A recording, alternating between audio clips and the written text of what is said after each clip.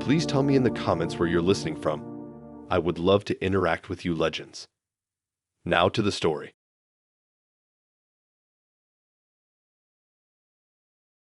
I met him through Bumble last spring. His name was Ryan, and at first, nothing about him stood out too much. He was just another guy who texted back fast, used way too many emojis, and talked about coffee like it was a personality.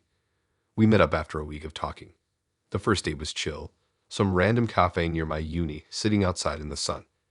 He was a little awkward, but in a harmless way, like the kind of awkward that makes you think he's just nervous, not weird. We went out a few more times after that. The second date was sushi, the third was bowling, and by the fourth, I felt like I knew him pretty well. He worked in it, said he lived on the other side of town, and had this calm, soft-spoken vibe that made me feel weirdly safe. I remember thinking, finally, someone normal.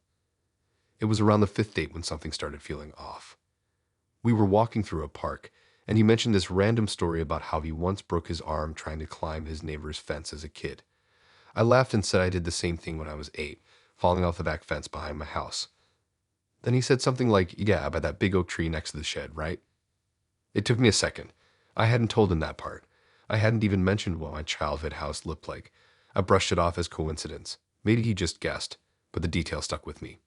The next time we met up, I decided to test it. I casually asked if he'd ever been to my area.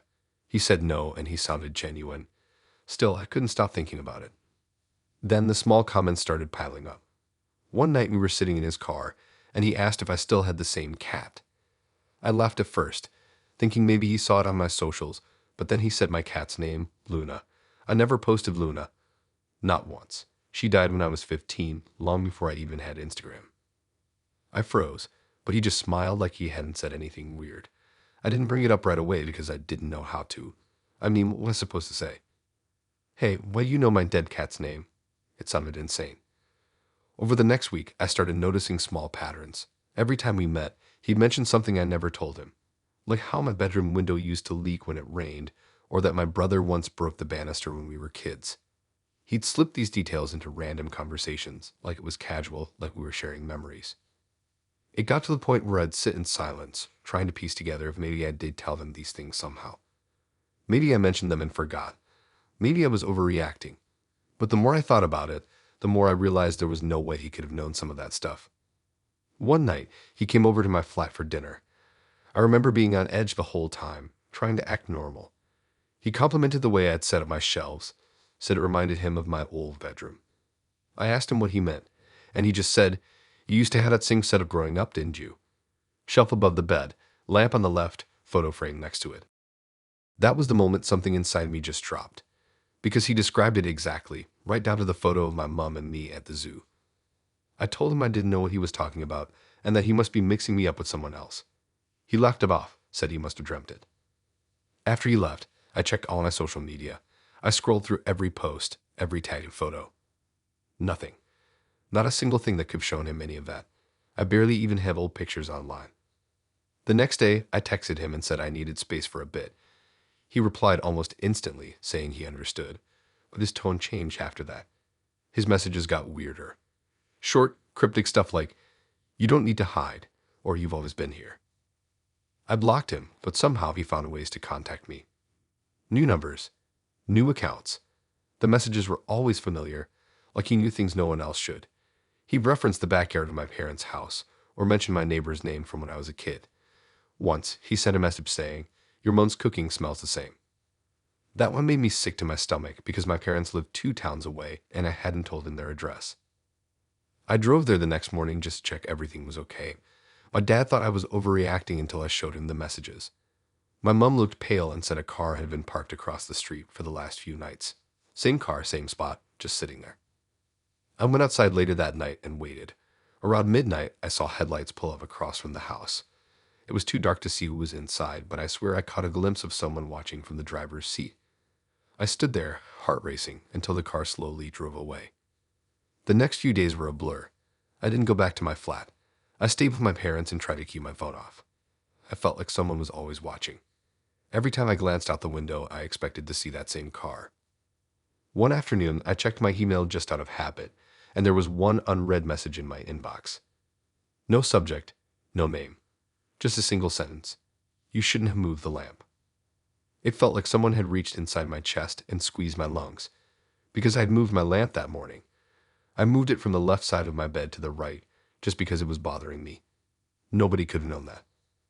That's when I realized he'd been inside my flat. I don't even know when.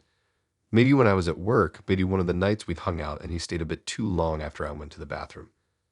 I changed the locks the next day and filed a report, but the police couldn't really do much since there wasn't any proof he'd done anything illegal.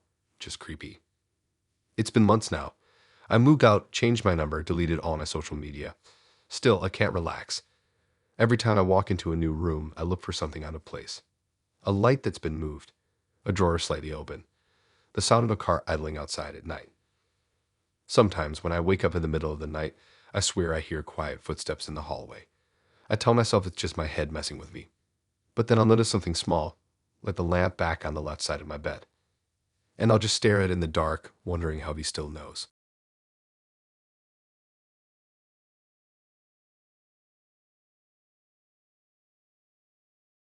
I matched with her on Hinge during the summer, right when I was honestly bored out of my mind. Her name was Maya, and she looked like the kind of person everyone secretly stares at when they walk by. Every photo she get was bright, kind of artsy, that type of soft sunlight lighting you only get when someone actually knows how to take pictures. She wasn't trying too hard either, just this natural, laid-back vibe. She had tattoos, short dark hair, and this kind of chill confidence that made me want to keep scrolling back through her profile. We started talking pretty much straight away. She replied fast, used full sentences, and was actually funny. Not in that fake, over-texting way, but genuinely funny. It didn't feel forced. I didn't think too hard about it at first, but after a while, it started to feel like I actually knew her. We texted all day. She'd send pictures sometimes, coffee cups, her cat, her messy desk, a random mirror selfie here and there. They always matched her feed on Instagram, so I never questioned it. I even found her account because she tagged the same cafe she told me about. She had hundreds of followers and posted stories almost daily. It all seemed real. But every time I asked to call her, she'd avoid it. Said her camera was broken once. Said she didn't like how she looked on video. Said her Wi-Fi was bad. Always something. I figured she was just shy. It wasn't that deep. After about 3 weeks of talking, we decided to meet. She said she lived near Liverpool Street and suggested this rooftop bar. I remember feeling nervous, like it was one of those times you actually care about how the night goes. I got there early and messaged her to let her know where I was sitting. She said she was 5 minutes away. I kept checking the entrance, expecting her to walk in any second. The same girl from her pictures. Then she did, or I thought she did. A woman walked in who looked exactly like her. Same short hair, same tattoos, same face. Just different somehow. She looked tense, scanning the place like she was expecting something bad. I waved, thinking she just didn't spot me, but she ignored me completely. She walked right past and sat near the bar. I thought maybe she didn't recognize me in person, so I texted her. No reply. Then another message came in from Mia. She said she was running late, stuck in traffic. That's when it hit me. The girl sitting at the bar was the one from the photos. Same outfit, same necklace I'd seen on her story the day before. She was real, but she wasn't the one texting me. I didn't know what to do. I kept staring at her, confused, trying to make sense of it.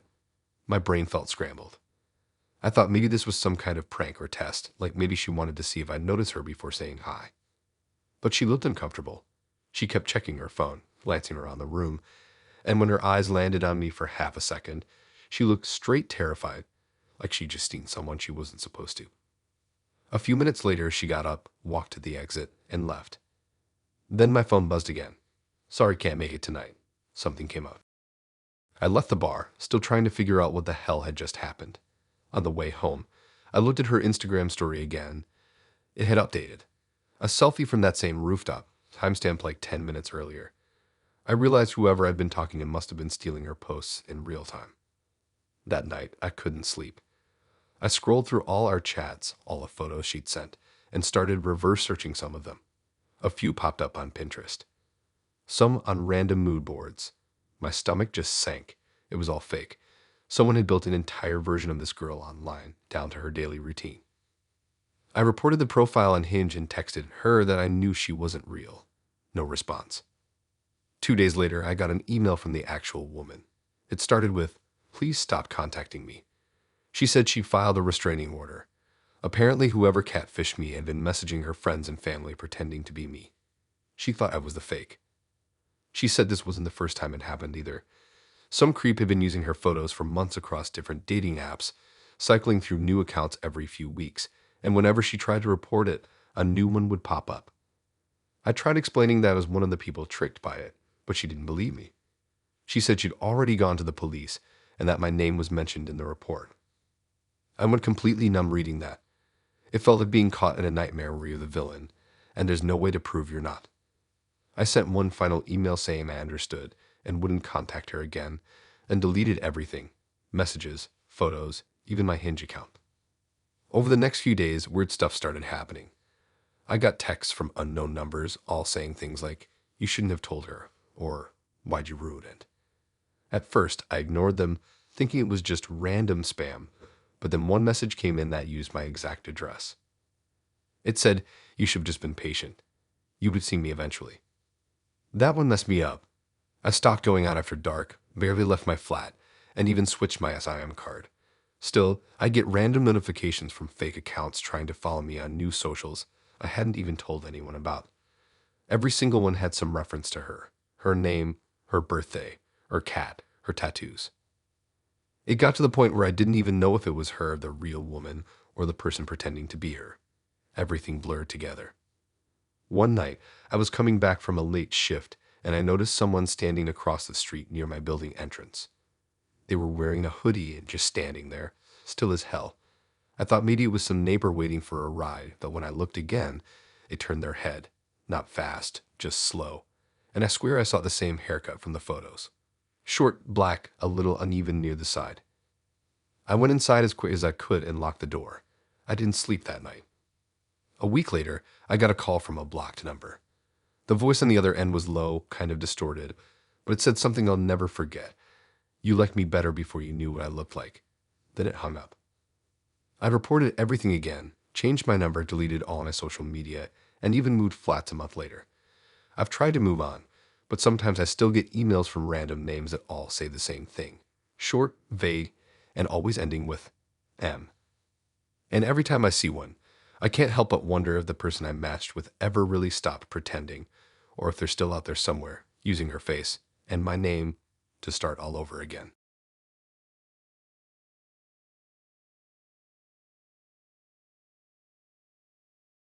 It started as a joke. I remember sitting on my couch that night, half drunk with a glass of cheap wine, scrolling through profiles and getting bored of seeing the same recycled bios, looking for something real. Dog lover, work hard, play harder. I don't even know what made me do it. Maybe I just wanted to see what kind of people would respond. I changed my dating app bio to "I like to be watched."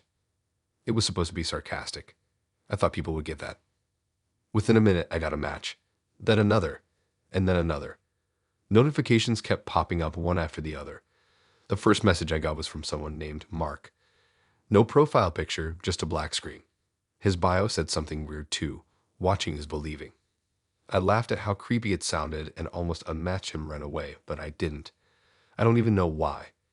Maybe I wanted to see what kind of weirdo would take the bait. He sent me a short message. Just said he liked my bio and that I seemed perfect.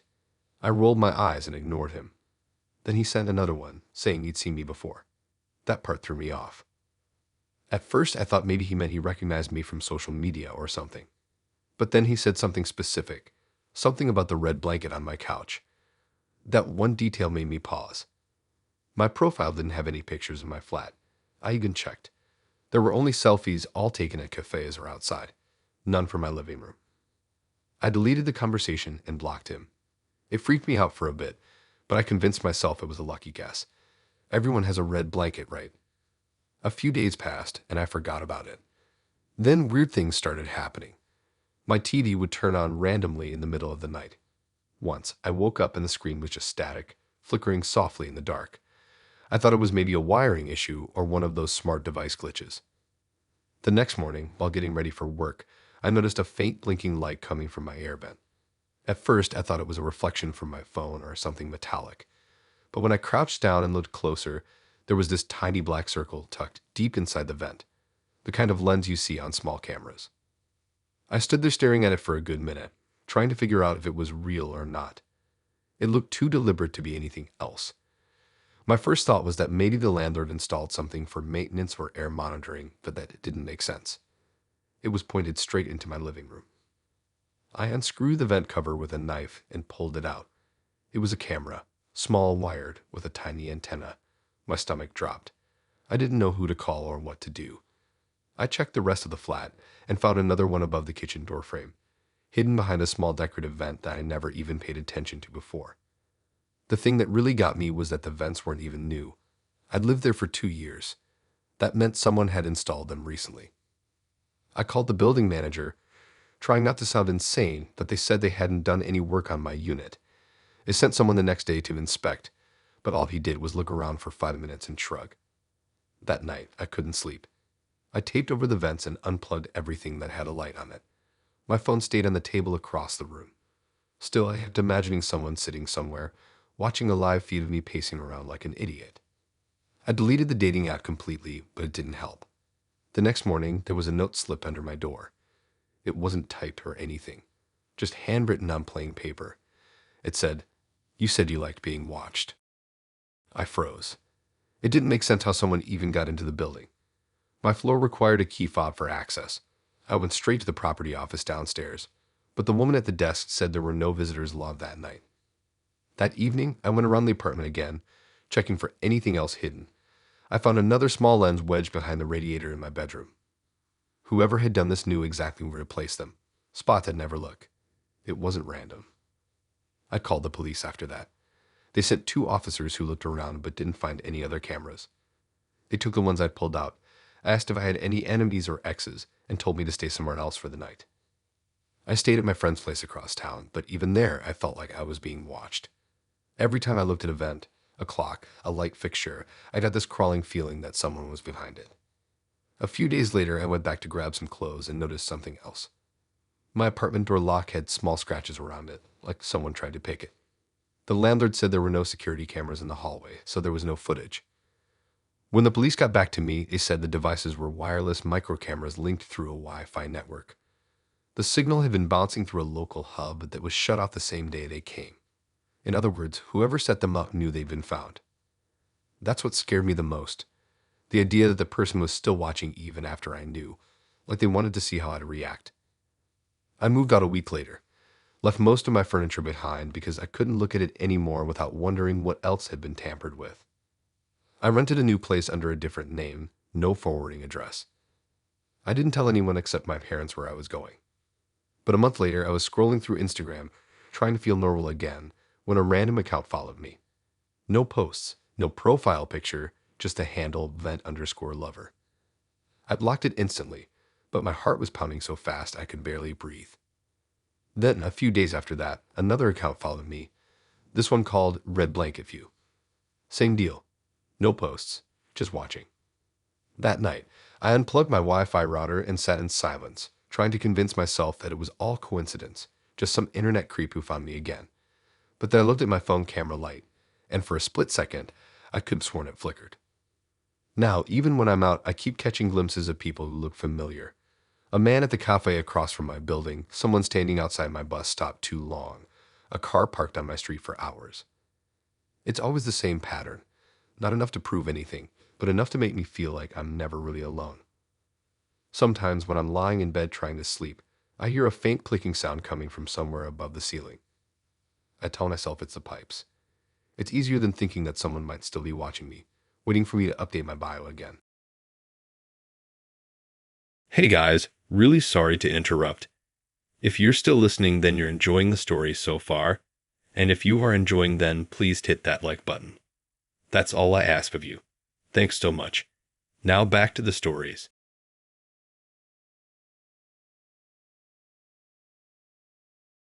I met her on Hinge, and honestly, she was one of those people who didn't seem real at first. Her name was Leela, and her profile was full of weird artsy stuff. Photos of her covered in paint, standing in front of mirrors, random quotes that didn't make sense. I almost didn't swipe right, but she had this look, like she was daring whoever matched with her to figure her out. When we started talking, she was surprisingly normal, smart, sarcastic, and kind of intense, but not in a bad way. She asked weird questions, though, like, what do you think people learn from the way they get ignored? Or if someone filmed your day without you knowing, what part would embarrass you the most?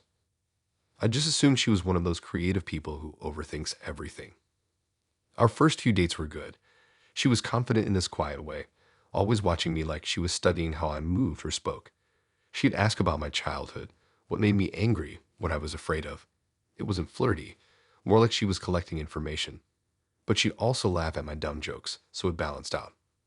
One night, we were sitting outside a bar, and she mentioned she was a performance artist. I didn't really get what that meant, but she said her work was about real human connection and how intimacy can be documented without permission. It sounded pretentious, but I didn't want to seem dumb, so I just nodded along. A few weeks later, she invited me to see her new project. She said it wasn't open to the public yet, but she wanted me to get the first look. I felt kind of special, like maybe she trusted me more than other people. Her studio was in this converted warehouse on the edge of town.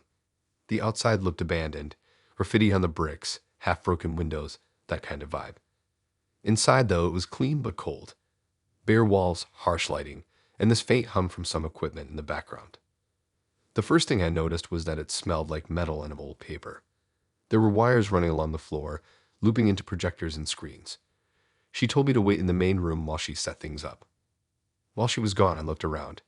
There were huge black curtains covering parts of the wall, and underneath them I could see the edges of printed photos, hundreds of them, maybe thousands. When I looked closer, I realized they were screenshots, messages, text conversations. Some were short one-liners. Others were long, scrolling walls of chat bubbles. I thought maybe they were from some kind of art forum or anonymous stories she'd collected, but then I noticed one of them had my name on it. I froze. It was a screenshot of our first conversation. My messages, my words, everything from the start. Even the timestamps matched. I backed up a little, trying to process it. Then the lights dimmed, and a low sound started playing through the speakers. Faint whispers layered over ambient noise. The projectors turned on. One by one, the black curtains lifted, revealing more screens. My texts appeared across the walls, glowing in white font against the concrete. I could see the messages I'd sent her about my family, my fears, how I hated my job, how I thought she was different. Every single private thought was now part of some kind of show. Then I noticed movement in the corner, a few silhouettes sitting in folding chairs, facing the projections.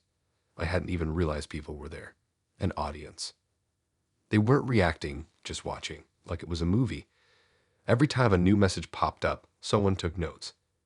My chest started tightening, and I remember feeling this weird mix of embarrassment and confusion. It was like being naked in front of strangers, but worse, because it wasn't even my body, it was my brain, my personal life, plastered everywhere. Leela walked out from behind a curtain wearing this long black coat, like she'd been waiting for the right moment. She didn't look at me, just stood near the edge of the room as if she were part of the exhibit too. My phone buzzed in my pocket, and when I took it out, a notification popped up. It was from her. A message saying, "Do you see yourself now?" That's when I realized the projectors weren't just showing old texts. They were updating live. Every time I typed or reacted, the words appeared on the wall seconds later. I wanted to leave, but I felt frozen. She had already planned everything. The lighting, the timing, even my reactions. She turned me into one of her subjects. The whispers from the speakers grew louder. They weren't random anymore. They were readings of the texts. Different voices reading my words out loud, repeating them, twisting them. Some lines were whispered over and over until they didn't sound like words anymore. The audience didn't flinch. They just watched, quiet and focused. It was like they were watching a surgery, not art. I walked out without saying anything. She didn't try to stop me. As I left, I glanced back, and one of the walls showed the last message I'd sent her the night before, the one where I said I was falling for her. That line was projected bigger than the rest, in bright red. When I got outside, I just stood there in the dark, trying to breathe. The warehouse door closed behind me, and I could hear faint clapping from inside.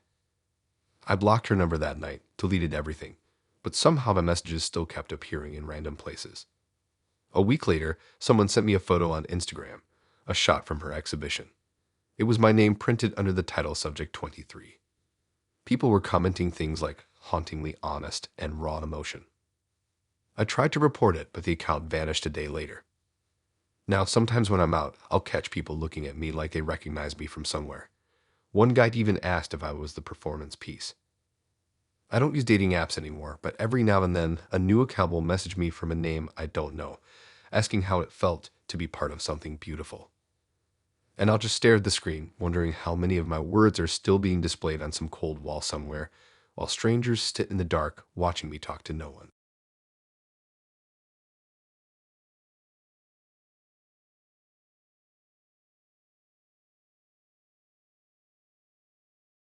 I met him on an app called Matchify. I've been using it for a few months on and off, mostly out of boredom. Most of the guys were forgettable. Same recycled openers, same gym selfies, same looking for something real lines. Then there was him. His name was Aaron. His first message wasn't a pickup line or some copy-paste intro. It was specific, something about the playlist I'd mentioned in my bio. He said he liked the same artist, down to the same obscure live version of one of their songs. That caught my attention straight away. The first few days of talking felt weirdly easy. He never asked basic questions. He already seemed to know what to ask, like instead of "what kind of movies do you like," he'd mention one I just read last week. When I said I was ordering food, he guessed the place before I told him. Little stuff that made me think maybe he was just good at reading people. When we met in person, everything just clicked. He showed up in this casual black jacket, confident but not full of himself. He picked a restaurant I'd actually been planning to try but never mentioned to anyone. The table was already booked candles, the kind of setting that looks like someone had thought it through. The weirdest part was how the whole night felt tailored. The playlist in the background had my favorite tracks, one after another. I joked about it, saying it was like he hacked my Spotify, but he just smiled. Every day after that felt like that. He always picked places that matched exactly what I wanted at that moment. If I'd been craving Italian, he'd already made a reservation. If I'd had a bad week, he'd show up with my comfort snacks, the exact brand. When I told him once that I liked when people remembered small details, he said he made it his job to remember everything. I thought it was sweet at the time. He never overshared about himself, though. He told me he worked in tech, something to do with data management. I didn't push for details. I just liked how together he seemed. Calm, polite, perfect. Too perfect, maybe, but I didn't want to ruin it by overthinking. One night, we were at his apartment. It was spotless, almost staged. Even the lighting was soft, the kind that made everything look better than it should. He had music playing from a playlist that felt familiar. I realized halfway through that it was my playlist, the exact one from my account. I remember freezing for a second before convincing myself it must have been a coincidence. Maybe he just liked the same songs. He noticed I went quiet and asked if something was wrong, and I just brushed it off. But my mind wouldn't stop turning after that. A week later, while he was cooking, I noticed his laptop open on the counter. He'd left the screen on, and I swear I wasn't snooping. I just saw my name. It was in a list with what looked like user profiles. The app logo was on the top corner. Matchify. My stomach dropped. There was a column next to each name with tags like conversation length, favorite restaurants, preferred music, and match personality. I scrolled without meaning to and saw more names, hundreds of them. Then my messages. Every private chat I'd had on the app. Things I'd said to people months ago, even stuff I deleted. He had them open in some kind of dashboard, all neatly organized under my profile. Every word, every emoji, every late night overshare. He came back before I could close it. I pretended to check my phone, my heart pounding so loud I thought he'd hear it. He didn't notice, just smiled like nothing was wrong. That night, I couldn't stop thinking about it. I remembered all the times he seemed to predict things, my favorite food, my old stories, how he once brought up the exact way I phrased a joke to someone else on the app. It all started lining up in my head. I went home and logged into Matchify. I checked the privacy section, the fine print, the stuff no one reads. There was a clause about internal data access for research and algorithmic purposes. That's when it hit me. He wasn't just some user.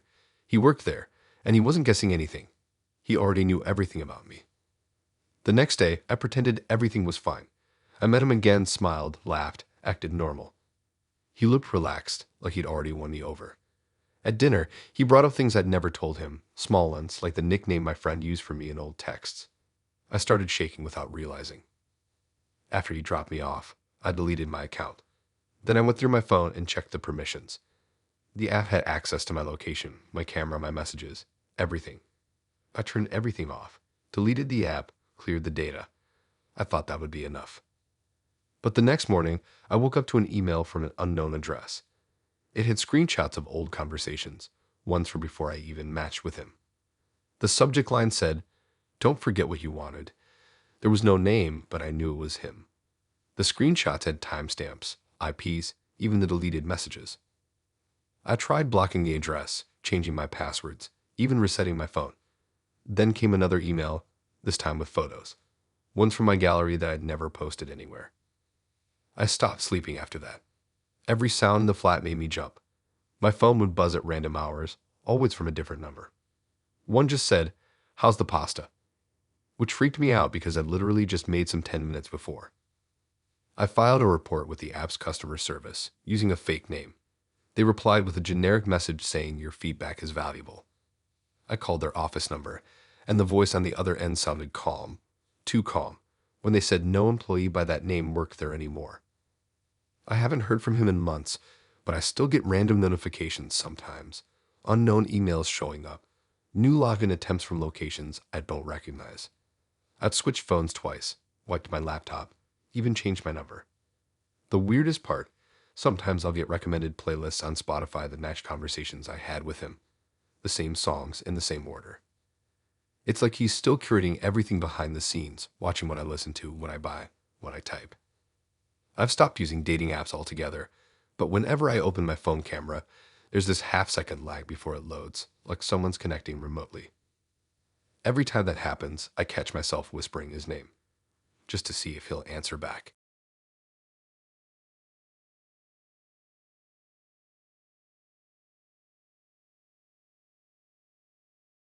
I met her on Bumble, and she wasn't like anyone I'd matched with before.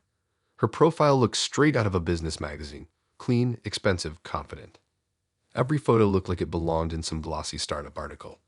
Her on a panel, her shaking hands at some event, her drinking wine on a rooftop with the skyline behind her. Her bio was short and weirdly intimidating.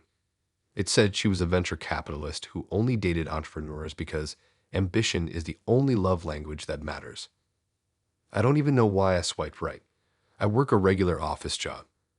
My biggest business venture was reselling sneakers for a few months in college, but when we matched, it felt like I'd somehow been chosen. We started talking, and she asked about my company right away, like it was a given that I had one. Instead of correcting her, I just went with it. I said I was building a tech startup. It was stupid, but it came out before I could think. She seemed impressed, so I kept talking. I made up some generic app idea about streamlining freelance work, something I'd half heard on a podcast once. She asked smart questions about funding rounds, revenue streams, user acquisition. I didn't understand half of it, so I improvised. I threw in random buzzwords like scalability and growth model. She didn't blink. She said she loved that I was still in stealth mode and not public about it yet. That phrase alone probably saved me. After that, everything moved fast. She was always busy, but when she made time, it was like she'd cleared her whole world for me. Fancy restaurants, silent cars with blacked-out windows, champagne I couldn't pronounce.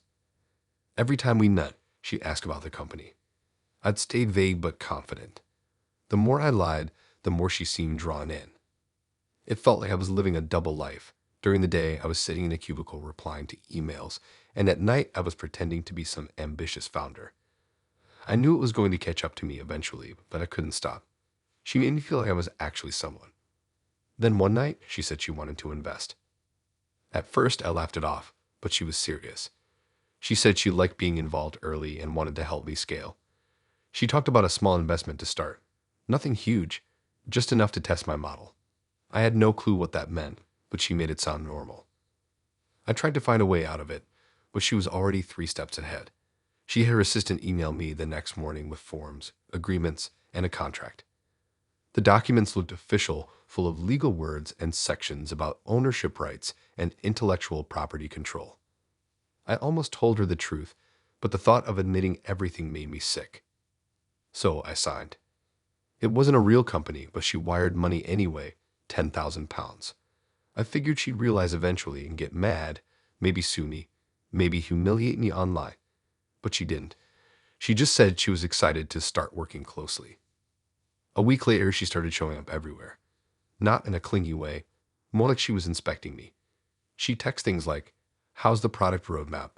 Or, "We need to discuss milestones." I'd just say it was all going smoothly, and she'd reply with a smiley face and a meeting time. The first meeting wasn't what I expected. She didn't show up in a cafe or office.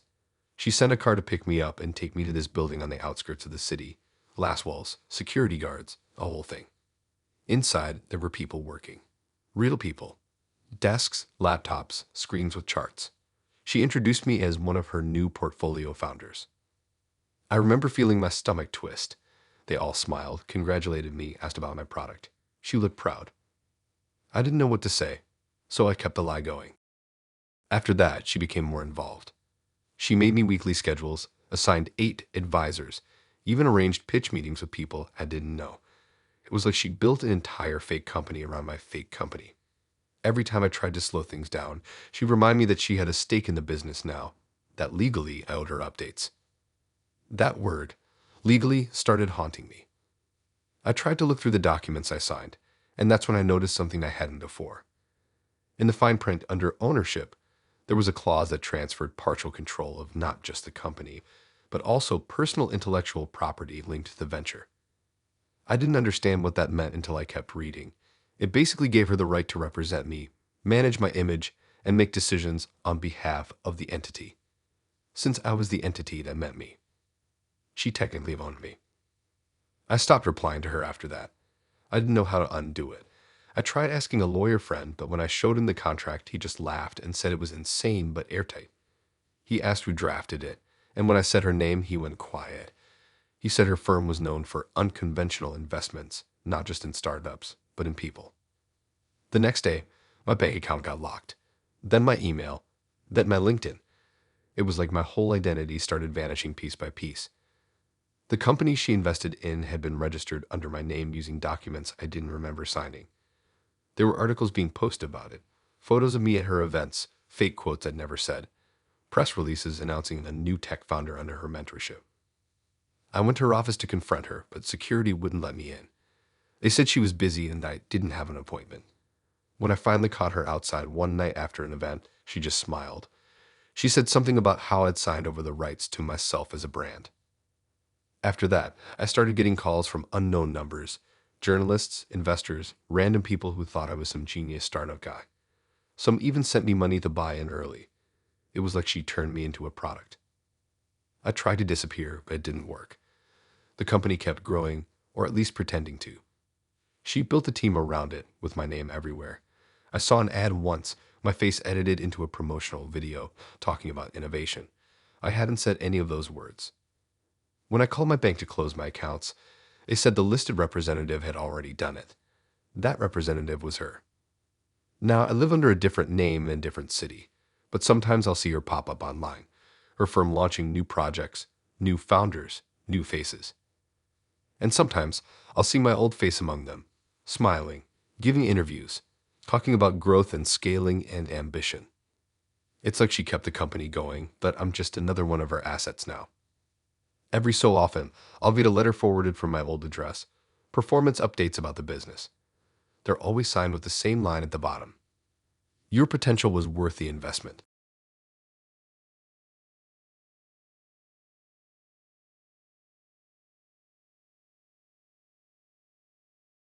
It had been about 8 months since I left my ex, and I was finally starting to feel normal again. I moved to a new apartment, got a new job, even started hanging out with friends again. For the first time in a long while, I could go a whole day without thinking about him. No flashbacks, no overthinking, no waiting for an apology that would never come. That's when I met Adam. He wasn't my usual type. Quiet, kind of shy, but in a way that felt calming. We matched on Hinge, and from the first message, it felt easy. No games, no overthinking. He was polite, funny in a subtle way, and didn't come off like he was trying too hard. When we met up for coffee, I remember thinking, finally someone normal. He asked questions, listened, made me laugh. Just a genuinely nice guy. He even waited for me to finish talking before responding, something my ex never did. I caught myself relaxing around him faster than I expected. It felt safe. The first few weeks were perfect. We'd go on small dates, nothing over the top. Just walks, dinners, random late-night drives with old songs playing quietly in the background. I started to let my guard down. But then small things started to feel off. It was little stuff at first. He'd say a phrase my ex used to say all the time, like, "Don't start with that look," or "That's your tired voice." Stuff that wasn't common, little personal phrases that were too specific to be coincidence. I remember freezing the first time he said one. I brushed it off and told myself I was just being paranoid. People reuse phrases all the time. But then there were other things, the tone, the timing. Sometimes he'd finish my sentences in the exact way my ex used to, right down to the rhythm. The same sarcastic pauses. The same way he'd say my name when I got quiet. It didn't make sense. I started noticing patterns. He'd bring up memories that sounded eerily close to things I'd only talked about with my ex. Once, he mentioned how my last relationship must have been with someone who didn't like cats, even though I never told him that. Another time, he described how I probably flinched when people raised their voice, a habit my ex caused. I started to feel trapped between wanting to like him and feeling something was very wrong. One night, we were at his place watching a movie, and he said something word for word that my ex used to say when we argued. It wasn't just similar, it was identical. I froze mid-laugh and just stared at him. He didn't even notice. He said it so casually, like it was his own thought. That's when I stopped sleeping properly. Every time I looked at him, I couldn't stop hearing my ex. It was like someone had taken his personality and stitched it onto another person.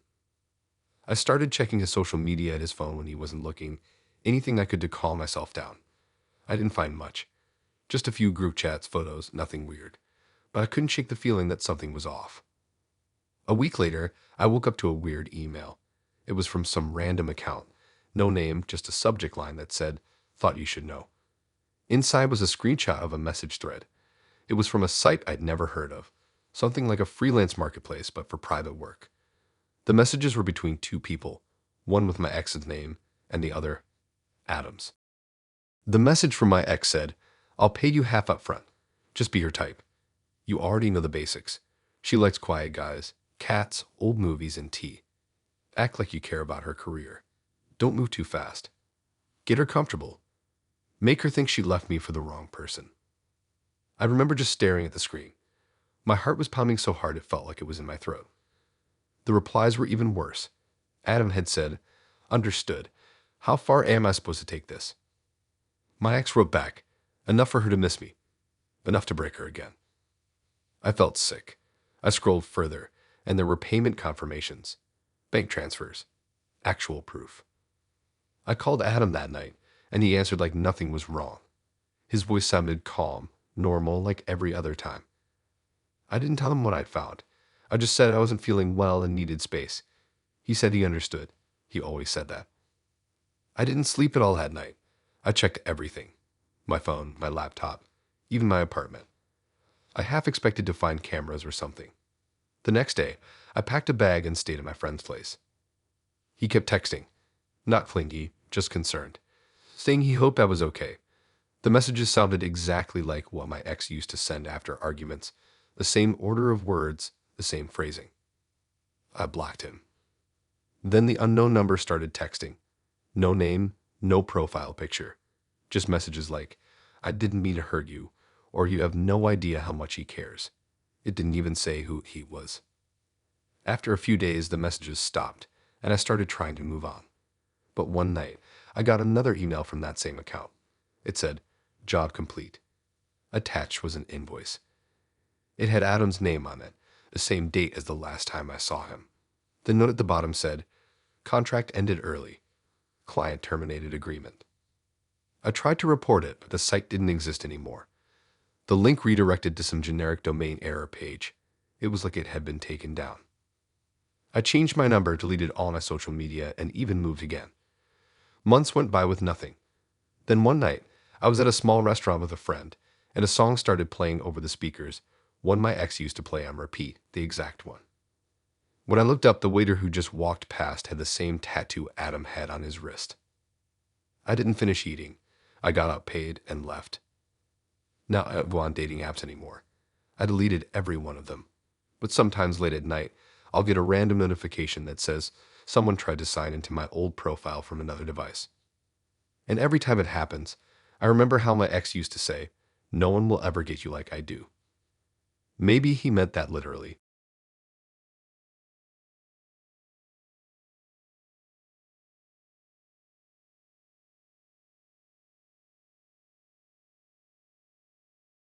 The first time I noticed him was at a small ramen place downtown.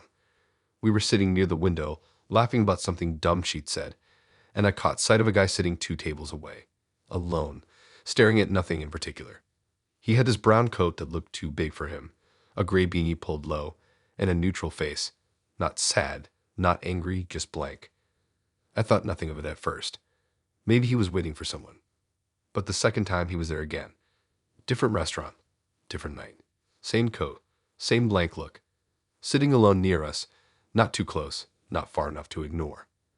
It was one of those little details that messes with your brain quietly, like background noise that doesn't stop once you notice it. We'd only been seeing each other for a few weeks then. Her name was Mia. She was soft-spoken, calm in that way that made everyone around her feel at ease. The kind of person who listened more than she talked. She always picked quiet spots. Cafes, bookstores, random hole-in-the-wall restaurants that barely had any customers. It matched her personality, so I didn't think much of it. But that guy started showing up everywhere. At first, I thought maybe I was imagining it. Maybe it was just a coincidence. Same coat, different person. But then I started recognizing the details.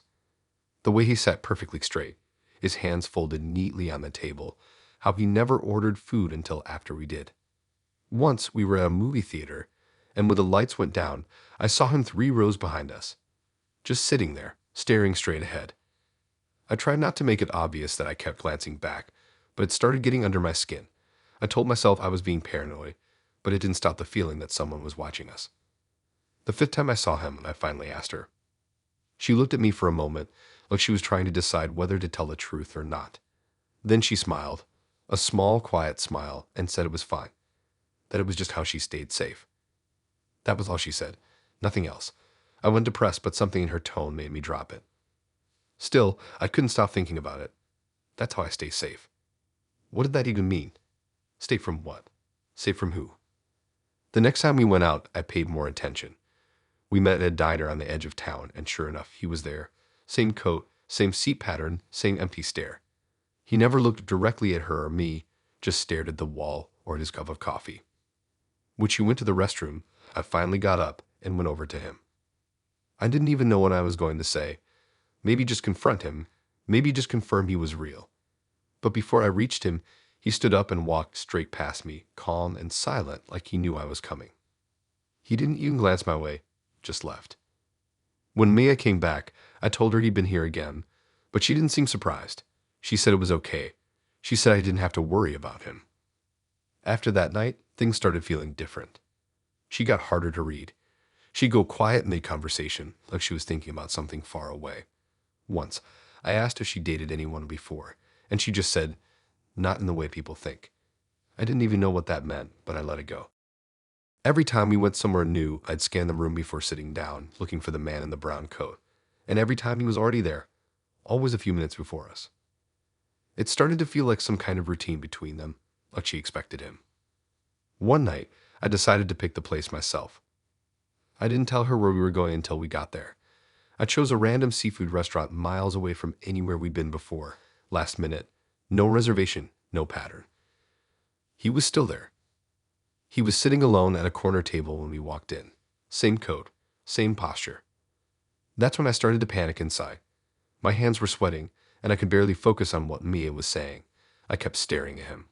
He didn't move, didn't blink much, didn't even pretend to look busy. It was like he'd been waiting for us. After that night, I stopped sleeping properly.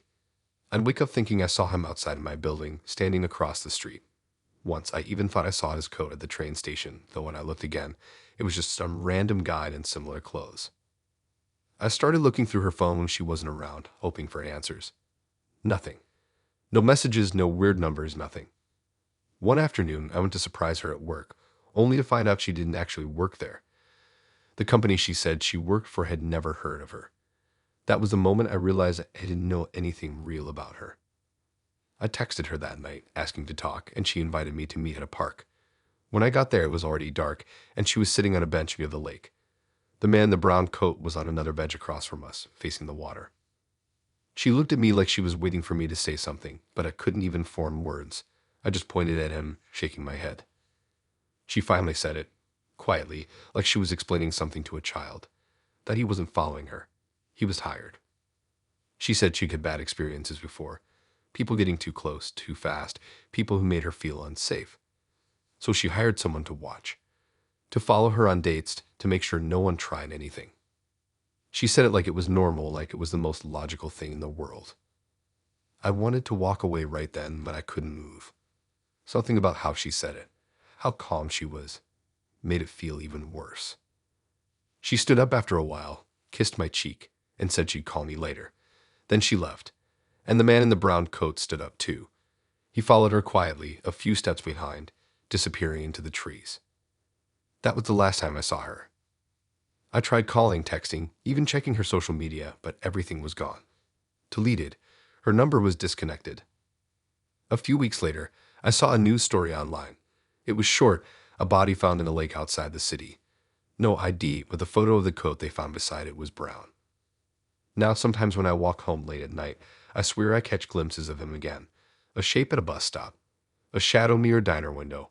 Always sitting alone, same posture, same coat. I try to tell myself it's in my head, but then I look closer, and it always feels like he's waiting for someone to notice.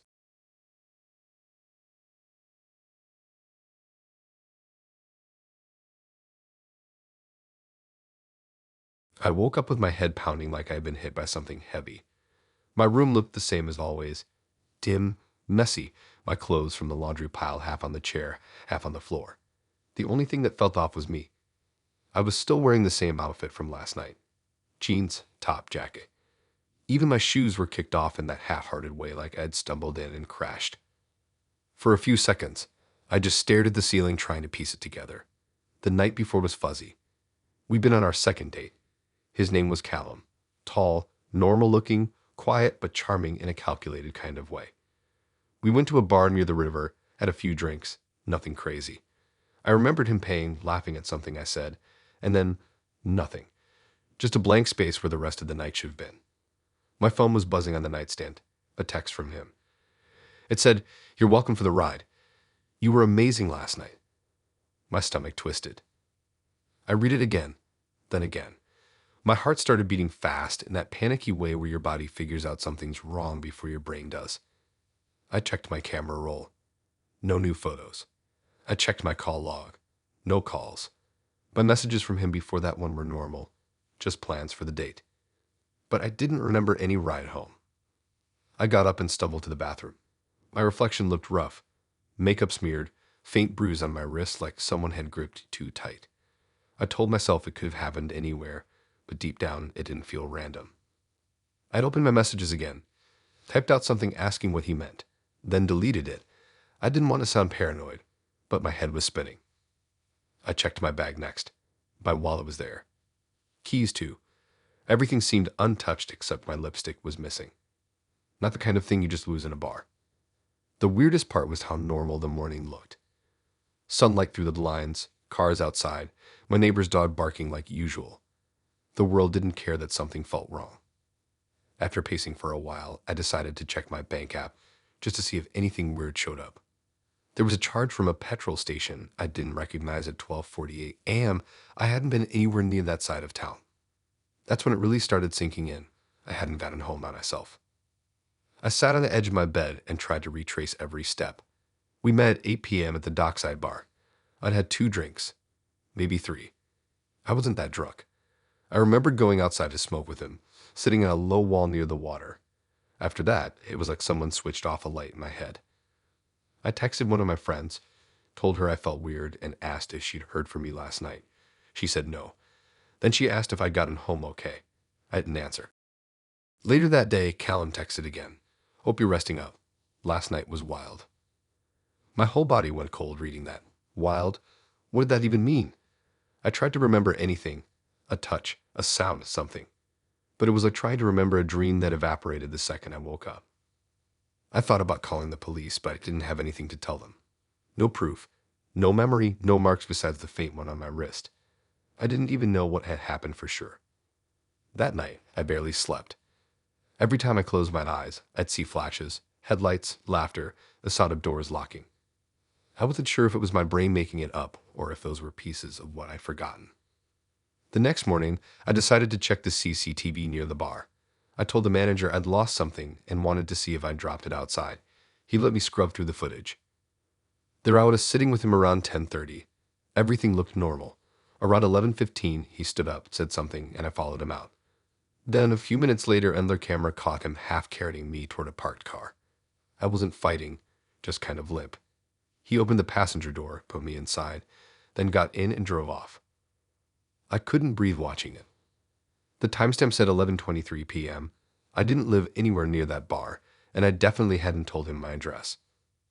I told the manager I found what I needed and left. My hands were shaking so hard I almost dropped my phone.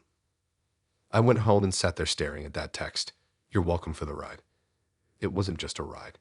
He'd taken me somewhere, done something, and then brought me back like he was doing me a favor. That same day, I blocked him on everything. I deleted the dating app, wiped my messages. I thought maybe if I ignored it, it would go away. But a week later, I had a letter in the post. No name, no return address. Just a plain envelope. Inside was a photo. It was me asleep in my bed, the same night I woke up confused. The same clothes. The photo was taken from the corner of my room. I dropped it on the floor. My chest hurt like I had been punched. There was no note, just that picture. I checked my apartment from top to bottom. Every corner, every vent, every shadow. I didn't find anything. But after that, I couldn't stay there anymore. I moved out within a week, told my landlord I needed to break the lease. Didn't tell him why. I didn't even tell my friends the full story, just said the guy I'd been seeing turned weird. I thought maybe that would be the end of it. But a month later, while scrolling through Facebook, I saw his profile pop up again under a different name. Same pictures, same face. I reported it. A few days later, it was gone. Still, I can't shake the feeling that he's out there watching. Sometimes I'll be walking home from work, and I'll get this sense like I'm being followed. When I turn around, there's no one. But once on the train, I caught a glimpse of a man in the reflection across from me. Same build, same hair, just watching quietly. He didn't get off when I did. But later that night, when I checked my phone, there was a message from an unknown number. It said, "You left your lipstick in my car."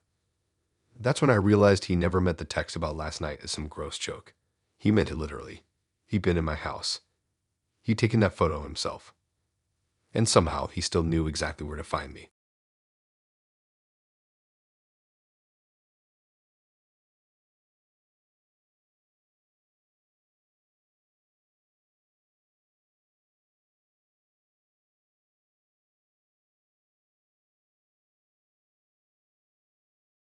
It started because of her voice. That was the first thing I noticed when we met. Not her looks, not her laugh, just her voice. It sounded almost exactly like my sister's. Same softness, same rhythm, same way of dragging the last word of the sentence like she was tasting it. I hadn't heard that sound in years. My sister died when I was 16, and I never got used to the silence that followed. Then suddenly, here was this woman, Clara, who brought it all back just by saying hello. We met through a mutual friend at some rooftop thing. She wasn't the type to stand out, but the second she spoke, I froze. It was like someone pressed play on a recording I forgot existed. I didn't tell her that, of course. Not at first. We started seeing each other a few days later. Coffee turned into dinner, dinner turned into long drives, and every time she talked, I found myself getting lost in it. I wasn't even listening half the time. I'd just nod along, hearing the ghost of someone I used to know in her voice. It sounds creepy when I say it now, but back then it felt comforting. Like something familiar had finally found me again. She was funny too, in this dry, weird way. Always calm, always a little too observant. She'd point out things I didn't even notice about myself. How I tapped my fingers when I was thinking, or how I always checked mirrors twice before leaving somewhere. She said it like she was cataloging me. One night, after a few drinks, I told her about my sister. I hadn't planned to, it just slipped out. I told her how we were close, how she died in a car accident, how her voice used to calm me down when I was anxious. I laughed awkwardly after, said it was strange how much she sounded like her. Clara didn't react right away. She just tilted her head and looked at me with this unreadable expression. Then she smiled, small, polite, but not warm. After that night, things changed. At first, I thought I imagined it. The next time we met, her tone was slightly higher, her speech quicker. Not her usual slow, steady rhythm. It threw me off so much that I barely knew what to say. When I asked if she was okay, she smiled and said she was fine. But the way she said it, softer, gentler, like she was trying to sound different, made me feel uneasy. The following week, her voice was lower again, but it wasn't hers anymore. It was closer to my sister's. Almost perfect.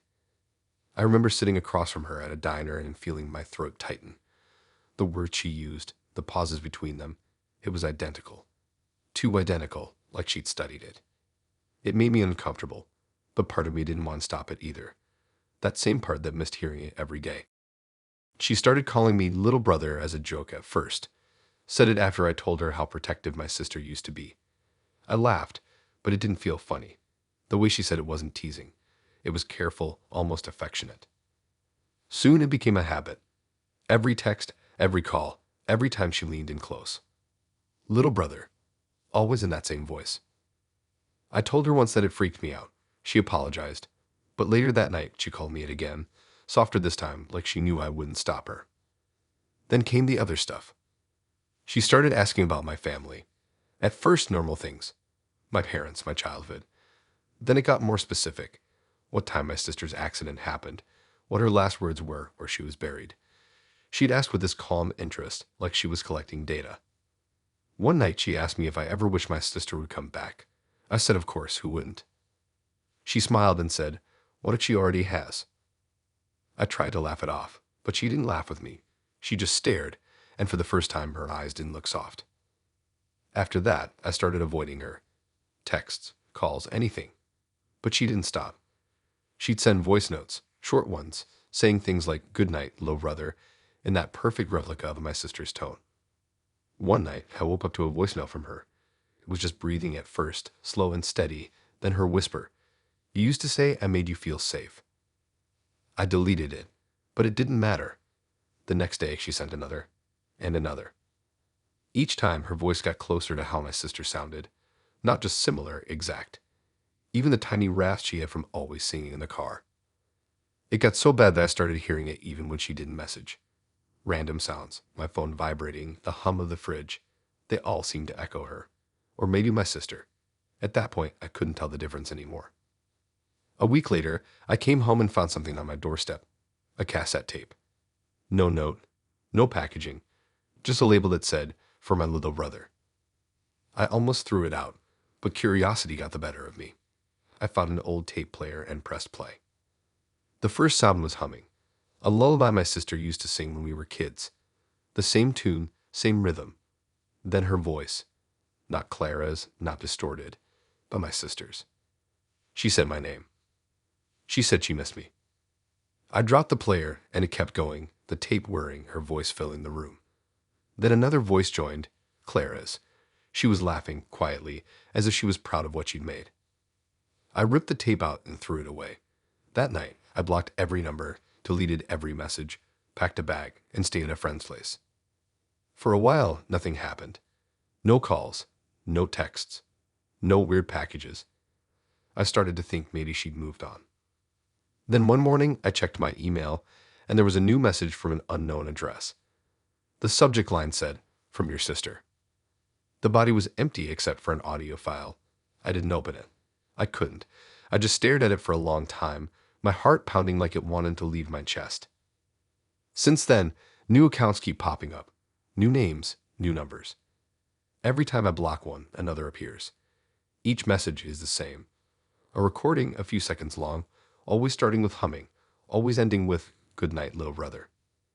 It's been months, and I stopped replying to anyone online. I moved again, changed my number, wiped everything. But sometimes late at night, when I'm lying in bed half asleep, I'll hear a voice through the wall, quiet, familiar, calling me by the name only she used.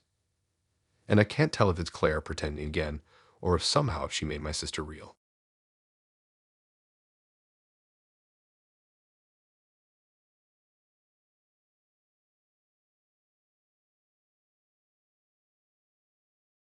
I matched with this guy named Even, tall, kind smile, the kind of person who actually used punctuation when he texted. His messages were calm, thoughtful, never rushed. He asked questions that didn't sound rehearsed, and somehow he always seemed to understand what I meant even when I explained things badly. It was weirdly refreshing. When we met in person, it was even better. He listened, really listened. He didn't interrupt, didn't try to fix things, just nodded and said things that made me feel seen. I hadn't felt that way in a long time. I'd been going to therapy for a few months before meeting him, so my guard was already kind of down. I'd been learning to open up, trying to stop bottling everything. Maybe that's why it was so easy to talk to him. He had this calm energy that made me feel like nothing I said could shock him. The first time I noticed something strange was when we were out getting coffee. I mentioned I hated being in crowded spaces because of what happened at my old job. He didn't ask what happened. He just said, "Yeah, your boss really didn't handle that well." It took me a second to register it. I hadn't told him anything about my boss. I brushed it off, thinking maybe I mentioned it before and forgot. But later that night, I went through our messages and there was nothing about it. It kept happening. Every time I shared something, he already knew the backstory. If I mentioned I'd stopped talking to my dad, he'd say things like, "Yeah, that must have been hard after everything with the divorce." If I told him I'd been struggling with confidence, he'd say, "You've been working on that since college though, right?" I remember feeling frozen when he said that one. I'd never told him I went to therapy, never mentioned college or what I'd been working on there. The more I thought about it, the more it started creeping me out. I even Googled his name to make sure he wasn't some weird private investigator or something, but all that came up were normal socials, a LinkedIn, an old Facebook page, a few tagged photos with friends. Nothing that explained how he knew so much. At first, I tried convincing myself he was just good at reading people. Maybe he picked up on small things, tone, body language, hints I didn't realize I was giving away. He was emotionally intelligent. That's what I told myself. He just got people. But that theory stopped making sense after one specific night. We were sitting in his car after dinner, just talking. I was rambling about my childhood, and I mentioned a memory I had only ever told my therapist, about how I used to sleep in my closet when I was scared because it felt safer.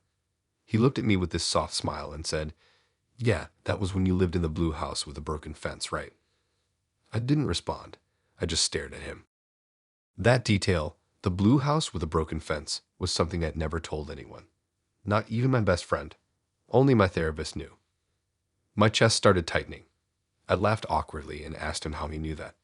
He looked confused, then said something about me mentioning it before. But I hadn't. I knew I hadn't. That night I barely slept. I kept going through everything in my head, trying to find a logical explanation. Maybe he guessed.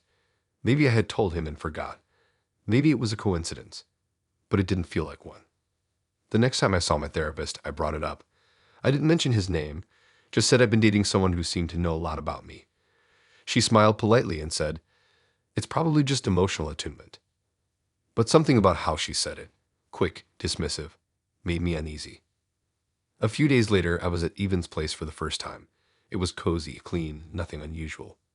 But when I went to use the bathroom, I noticed a photo on the hallway table, him and a woman smiling at graduation. She looked familiar, though I couldn't place from where.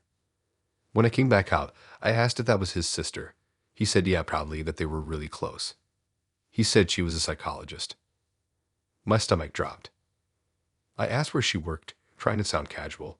He told me the name of the clinic, the same clinic where my therapist worked. I tried to keep my face neutral, but I could feel my pulse in my throat. I asked what her name was. He told me. It was my therapist. I'd excused myself a few minutes later, said I wasn't feeling well. The whole drive home, my hands wouldn't stop shaking. My brain was spinning through every conversation I'd ever had in therapy, everything I'd shared, everything personal and raw. He knew all of it. I didn't sleep that night either. The next morning, I called the clinic and asked if I could switch therapists. I didn't give a reason, just said it was personal. They agreed, but the woman on the phone sounded awkward, like she already knew. I didn't hear from Evan for a few days. Then he texted asking if I was okay. I ignored it. Then he sent another message longer, saying he felt like I was pulling away and that it was fine. He understood why. That last part freaked me out.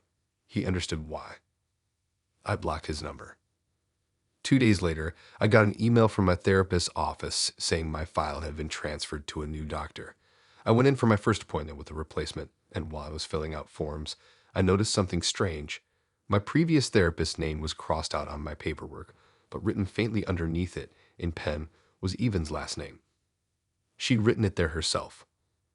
I told the new therapist what happened, everything from the weird coincidences to the realization. She looked horrified. She said what my old therapist did was a massive breach of confidentiality and I should report it. I did. I sent in a formal complaint. 2 weeks later, the clinic called me back. They said my former therapist had resigned suddenly and moved out of state. No forwarding info.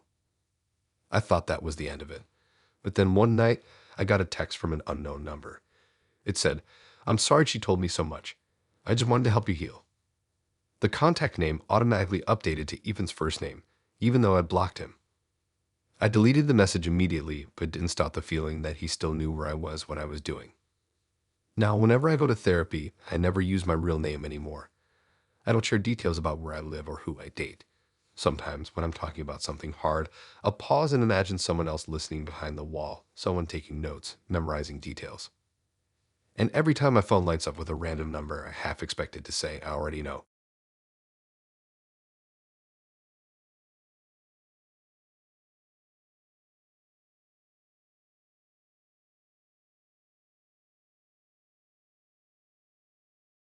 The first time I met her, she looked fragile in a way that made you instinctively soften your voice. She had this tired glow about her, like someone who'd been through too much but still managed to smile anyway. Her name was Lily. She had short hair, pale skin, and this way of making you feel like you were the only person who'd ever really understood her. We met through a friend at a small house gathering. I remember her sitting cross-legged on the floor, fiddling with a ring on her finger while people talked around her. When she spoke, her voice was quiet, like she was rationing her energy. She told me she'd been sick for years, something rare. She didn't get into specifics, just said the medication was expensive, and the treatments were exhausting. She laughed it off, but I could tell she meant it. We started seeing each other after that night, slowly at first. She'd cancel sometimes, saying she wasn't feeling well, that her treatments made her dizzy. I never questioned it. I just wanted to be there for her. She told me her condition made her body unpredictable, good days and bad days. On the good days, she'd send me photos from the park or little videos of her cat sleeping on her chest. On the bad days, she'd texts saying she was in bed, too tired to move. After about a month, she told me she hated talking about money, but that her insurance didn't cover part of her medication. She didn't ask for anything directly, just said she wasn't sure how she was going to manage. I offered to help. She resisted at first, but not for long. It started small, a few hundred for her treatment. Then more for a specialist she said she needed to see. I didn't mind. I wanted her to get better. She'd text me after each transfer, saying things like, "You don't know how much this means to me," or "You're the only one I can count on." That part got me every time. Over the months, she became my whole world. We never saw each other as much as I wanted, but she said she didn't want me to see her when she looked like a ghost. I told her it didn't matter, but she always changed the subject. Then one day, she stopped replying. No messages, no calls. A week passed, then another. I started panicking. I thought maybe she'd gotten worse. Maybe she was in the hospital. I even messaged her friend, the one who introduced us, but she said she hadn't heard from Lily in ages. Then one night, I went to a party. It was one of those random invites from a coworker, loud music, too many people, the kind of night I usually avoided. I was standing near the kitchen, half zoning out when I saw her. Lily, but not the Lily I knew. Her hair was longer, darker, styled in waves. She was wearing a black dress and laughing loudly, holding a drink. She looked healthy, radiant even. She was leaning against a guy, tall, dark hair, dressed like me, out of the same jacket I was wearing. I froze. I must have stared for too long because she glanced over, and for a split second, her face changed. That soft, fragile look disappeared. She recognized me, but she didn't flinch. She just smiled, casual, and turned back to the guy next to her. I walked out before she could see me again. That night, I went home and tried to convince myself it wasn't her. Maybe someone who just looked like her. Maybe I was losing it. But then I checked her Instagram, the one she said she never used because she didn't want pity followers. The account was private before, but now it wasn't. There she was, photos from nights out, different outfits, different hair colors. No mention of being sick. Just captions like "New beginnings" and "Can't keep me down." The dates matched the weeks she said she was too ill to see me. I scrolled further and noticed something worse. Every few months, there was a new guy. Always the same type. Similar build, similar face. And in one of the older photos, she was with someone who looked almost exactly like me. It made me sick. I couldn't stop scrolling. Each post told a pattern. Dinner photos, soft captions, occasional mentions of fighting through something, then sudden disappearances followed by fresh starts with new names tagged. I texted her one last time. She didn't reply. A few days later, one of my friends sent me a photo from another party. She was there again, laughing with someone new. He looked like he could have been my cousin. I don't know why, but I went back to her profile the next night. All the photos were gone. The account name had changed. New pictures. New look. New city tagged in her bio. And a new guy, again, same type. I tried to move on, but something about it stuck with me. I kept thinking about the way she'd smiled that night at the party, like she'd already moved past me before I even knew what was happening. Months passed before I heard about her again. It was a random post on Reddit, a local thread warning people about a woman who'd been pretending to be sick and scamming men through dating apps. The comments had screenshots, messages, bank transfers. I recognized the words, the phrases. They were identical to the ones she'd sent me. There were at least 4 other guys. One of them even mentioned she'd shown up at a mutual friend's party, using a different name, pretending to be someone else. He said she seemed perfectly healthy. I never reported her. Part of me didn't even want to deal with it. I just deleted everything. The texts, the transfers, the pictures. But every once in a while, her name still pops up somewhere. Not the same name she used with me, but close. Sometimes it's a tagged photo from an event or a fundraiser for some rare illness. Other times, it's an account with a photo that looks just slightly different from how I remember her. I know she's still out there. I know she's still doing it. And the weirdest part, all the men she's with now, they still look like me. Same haircut, same eyes, same type. Sometimes I wonder if that was the plan all along, not to scam for money, not even to play a role. Maybe she just wanted to see how many versions of the same person she could make fall in love with her one by one until it all blurred together. Now when I see someone who looks like her on the street, I look away fast, because I don't know which name she's using now. I don't know if she'd even remember mine. But I know if I heard her voice again, soft, tired, gentle, I'd probably still believe her.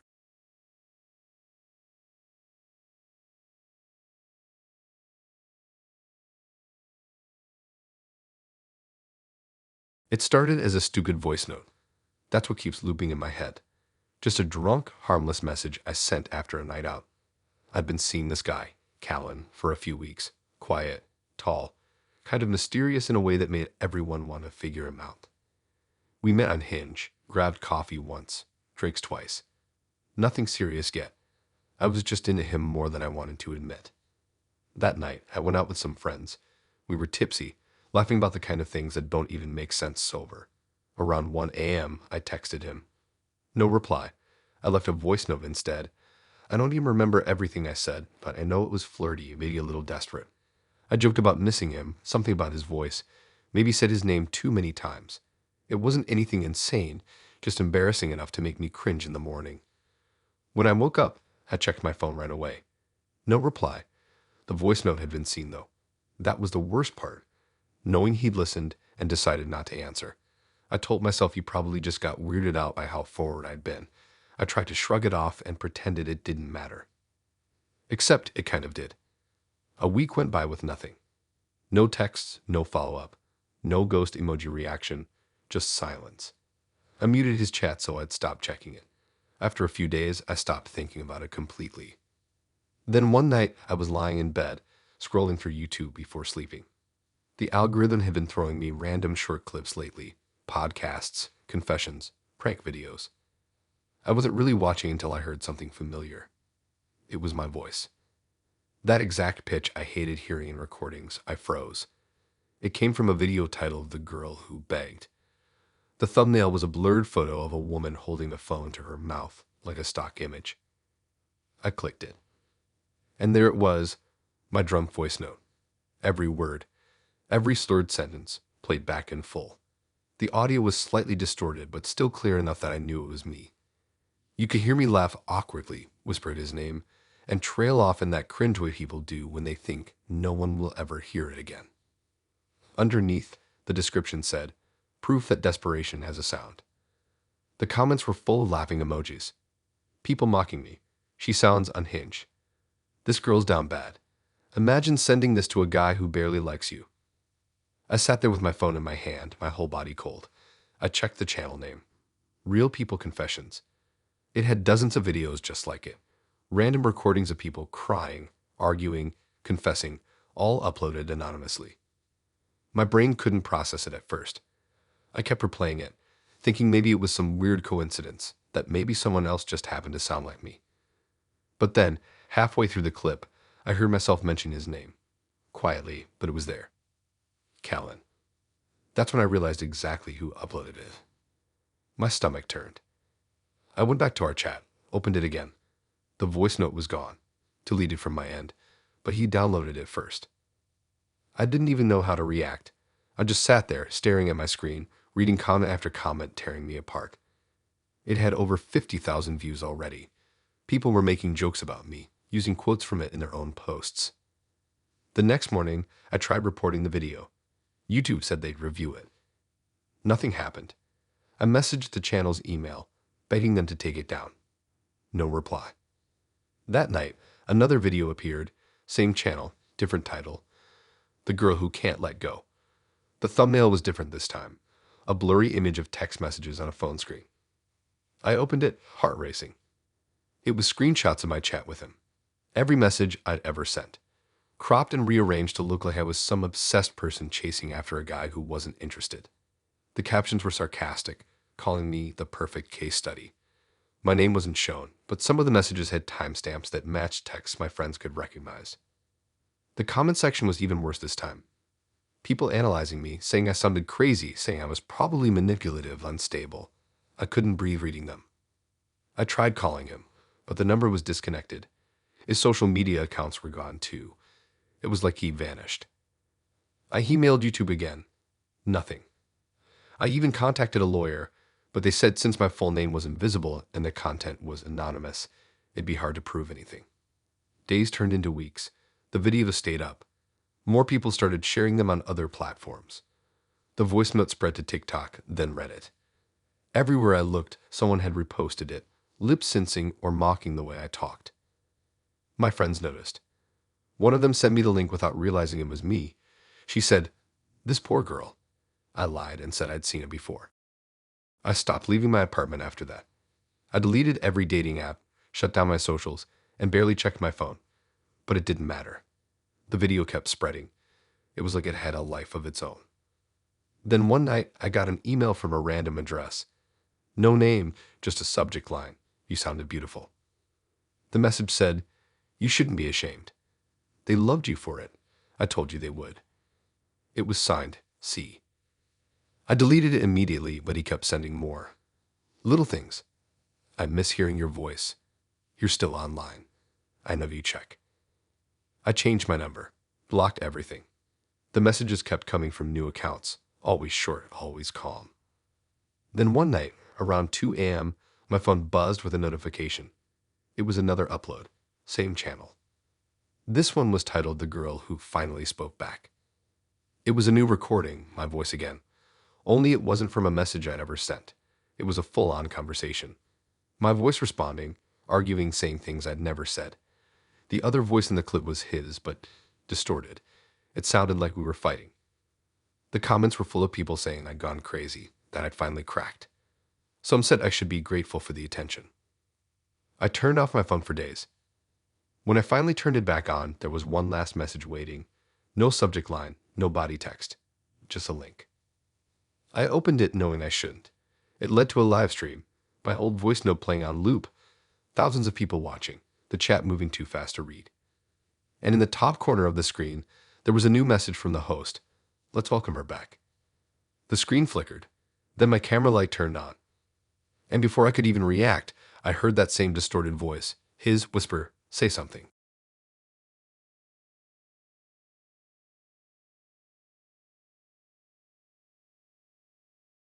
Just that little notes app on my iPhone. something I opened all the time without thinking. But one night, lying in bed, I scrolled through my folders and saw one I didn't recognize, titled Us. No emoji, no caps, just lowercase, like something you name a playlist. I didn't remember making it, but when I opened it, I saw the name shared with Mia, my girlfriend. That was the first weird part. We'd been dating for about 3 months, and I'd never shared a note with her before. We didn't even use shared calendars, let alone something like this. Inside, the note was empty, just a blinking cursor at the top. I figured maybe she created it by accident and added me somehow. I didn't think too much about it and went to sleep. The next morning, there was text in it. Not a lot. Just one line. It said, "You always think before you speak, but you don't hide it well." That sentence alone made my stomach twist. The font wasn't mine. It was in her handwriting. That messy, tilted scrawl she used when she wrote shopping lists or sticky notes. I stared at it for a while, waiting for her name to pop up at the top to show she was editing it live, but nothing moved. I texted her and asked if she made it. She said no. She even sent a screenshot of her notes app showing she had no shared ones. I tried removing her from the shared list, but her name wasn't there anymore. That's when I started feeling off. Later that night, I opened the note again. A new line had appeared. "You don't believe me, but you won't say it out loud because you don't want to sound paranoid." I froze. I hadn't said anything out loud about not believing her. I'd just thought it. The sentence appeared seconds after the thought passed through my mind. I closed the app right away, checked for malware, weird Bluetooth connections, anything that could explain it. Nothing. Over the next few days, it got worse. Every time I thought something I didn't want to say, it would show up in the note. Not word for word, but close enough that I knew it wasn't coincidence. You don't like how quiet I get when you talk about your past. You think it'd lead if you stop being easy to read. You keep checking my phone when I'm in the bathroom. I hadn't even done that last one yet, but the thought had crossed my mind earlier that day.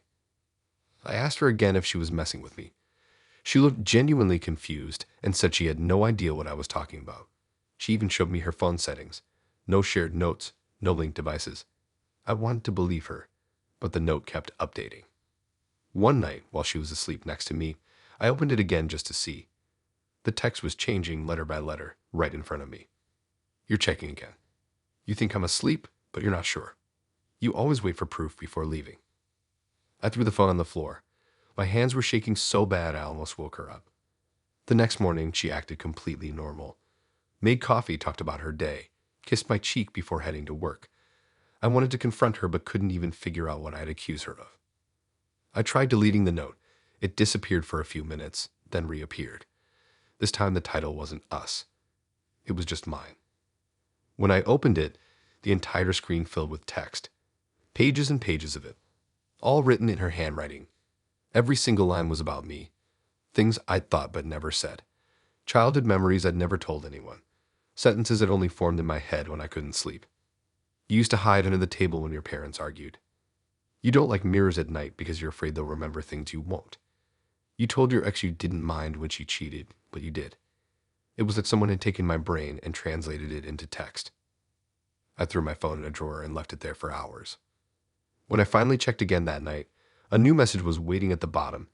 "You shouldn't ignore me when I'm trying to help." That part freaked me out more than anything. Help. Help with what? The next day, I went to the Apple store. The guy at the Genius Bar looked at me like I was overreacting, but he ran diagnostics anyway. He said there was no shared data, no sync note under my iCloud, nothing on the device. He reset everything, logged me out of all accounts, wiped the phone. For a few hours, it felt normal again. Until my phone buzzed at 3 a.m. The note had come back. The same title, mine. When I opened it, there was just one new line. "Deleting me doesn't stop me from knowing you." That was the last night I slept next to her. The following morning, I told her I needed space, said it wasn't working out. She didn't argue. She didn't even look surprised. She just said, "I understand." But before I left, she said something that stuck with me. Sometimes it's nice when someone already knows what you're thinking. Saves time. I moved out that week, got a new phone, new number, new everything. For a while, things were quiet. The note didn't return. I started dating again casually, nothing serious. I even convinced myself the whole thing had been some kind of synced count glitch, or maybe a hallucination brought on by stress. Then last month, I got a new iPad. First time I turned it on, I logged into my iCloud to sync my photos. A notification popped up right away. Shared note mine updated. My stomach dropped. I opened it before I could stop myself. There it was, the same yellow background, the same handwriting. But this time the lines weren't about me. They were about someone else. He still texts his ex when he thinks I'm asleep. He doesn't know I can hear his thoughts too. He's starting to notice the note. It was about whoever she was seeing now. And at the very bottom, one last line appeared right before my eyes. I've missed you thinking about me. I threw the iPad in a drawer and haven't opened it since. But sometimes when I'm using my laptop or scrolling on my phone, I'll get random notifications that disappear before I can read them. Just a flash of yellow, a line of text, gone too fast to screenshot. The last one said, "You still thinking the same words."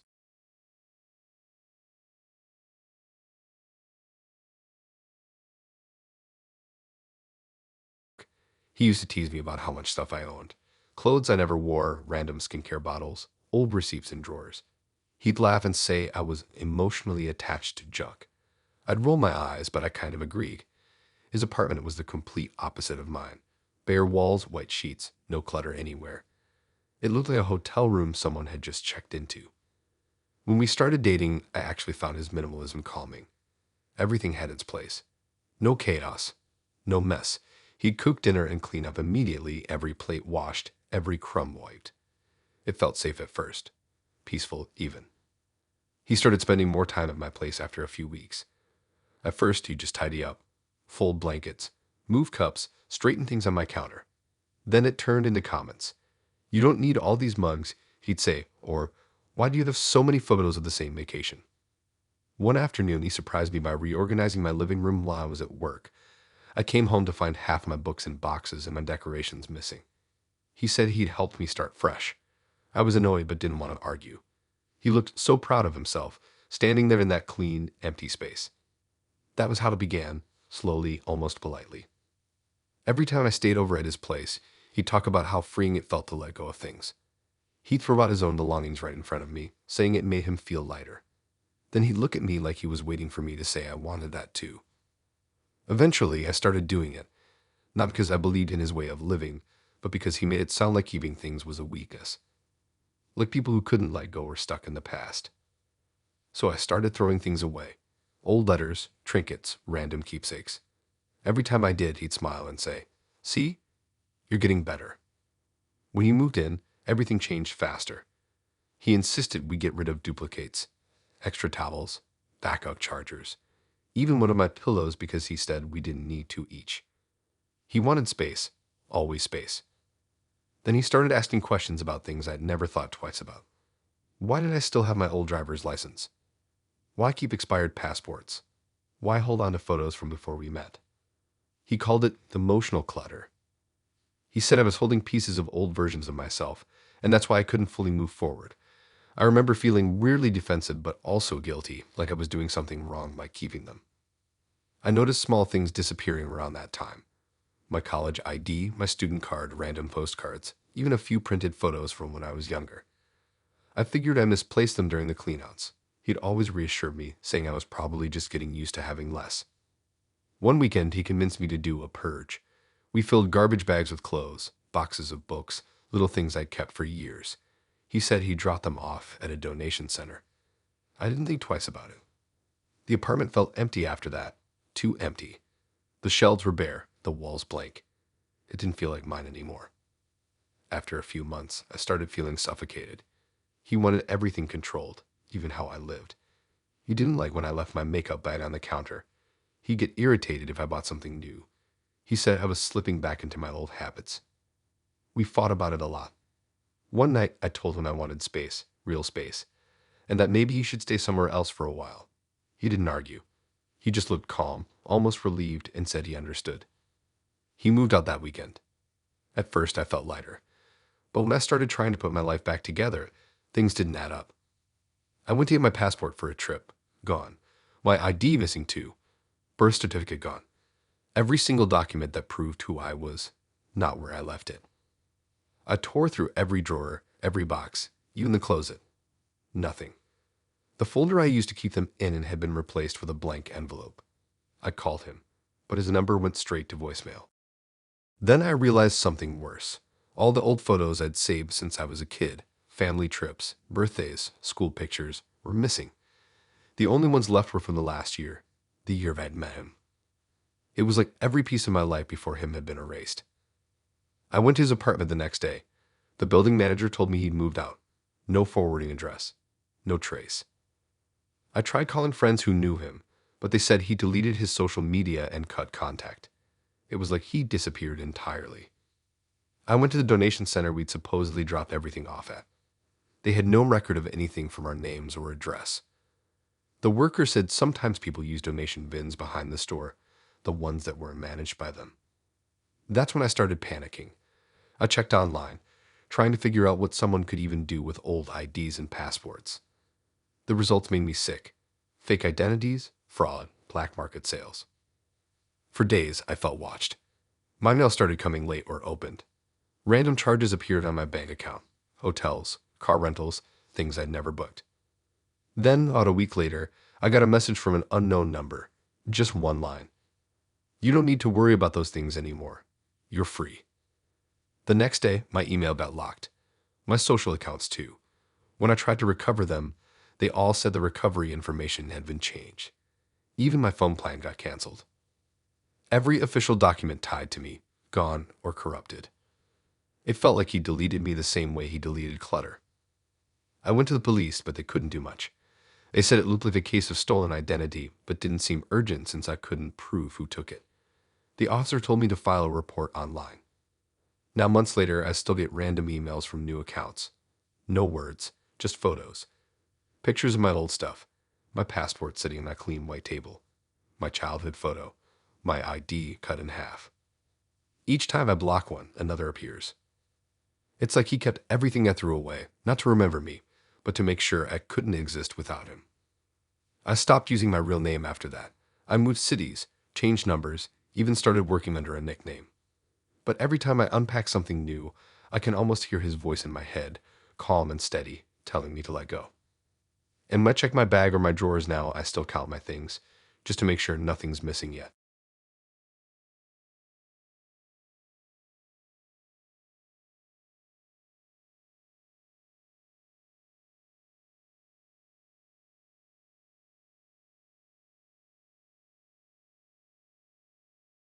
The weird part is, it all felt too smooth from the start. I met her on an app that looked new. Sleek design, no spam profiles, weirdly private. It was called Vire, something I hadn't heard of before, but it popped up as a sponsored ad on Instagram with the tagline, "Date without the drama." I downloaded it out of boredom, filled out a short questionnaire, and within a day I matched with her, Ava. She looked real. Not influencer perfect, just normal, brown hair, freckles, subtle smile. We started talking, and right away she was easy to talk to. She seemed grounded, not the type to chase attention. She told me she worked in marketing, that her job made her schedule unpredictable, but she liked my energy. It sounded cheesy, but it worked on me. The first date went great. She picked the restaurant, said it was one of her favorites. When the bill came, I pulled out my card, but she stopped me, saying it was already handled. I figured she must have paid ahead through the app or something, which was strange, but also kind of impressive. The night ended well. She hugged me before leaving and told me to message her on Buyer, not text, since she kept her personal and dating life separate. That sounded odd, but I didn't think too hard about it. After that, we saw each other once or twice a week. Each date was perfect. Always in nice places, always booked under her name. She ordered for both of us, picked the wine, act like she'd been there 1,000 times. Every time I tried to pay, she'd wave it off and say it was covered. I remember one night when she leaned across the table and said how much she liked structure. That she hated messy, undefined things. She said she only dated people who understood boundaries. I thought she meant emotional boundaries, but I realized now she meant something else entirely. After about 2 months, she asked if I wanted to make things more consistent. I thought that meant becoming exclusive, but she said her schedule was crazy and she liked to plan things in advance. She asked me to sign up for Vire Premium, said it made communication easier and helped organize time together. It cost a monthly fee, not much more than a streaming service. I signed up. After that, she got even more affectionate. She'd send photos, voice notes, talk about how connected she felt. But her language started changing. She'd say things like, "I love that you always show up on time," or "Consistency is rare. I appreciate commitment." It sounded normal enough, but something about the way she phrased it felt rehearsed. Then one day she told me she wanted me to meet her manager. I thought she meant her boss at work. She invited me to a rooftop cafe, said her manager was already there. When I showed up, there was a man sitting across from her, maybe mid-40s in a suit. He stood up, shook my hand, introduced himself only as Daniel. The first thing he did was pull out a folder. Inside were printed pages, neatly formatted with my name at the top. It looked like some kind of agreement. My brain was still catching up when Ava smiled and said she thought it was time we formalized things. I tried to laugh, thinking it was a joke, but neither of them did. Daniel explained, in his calm business tone, that Ava was represented by a personal relations management agency.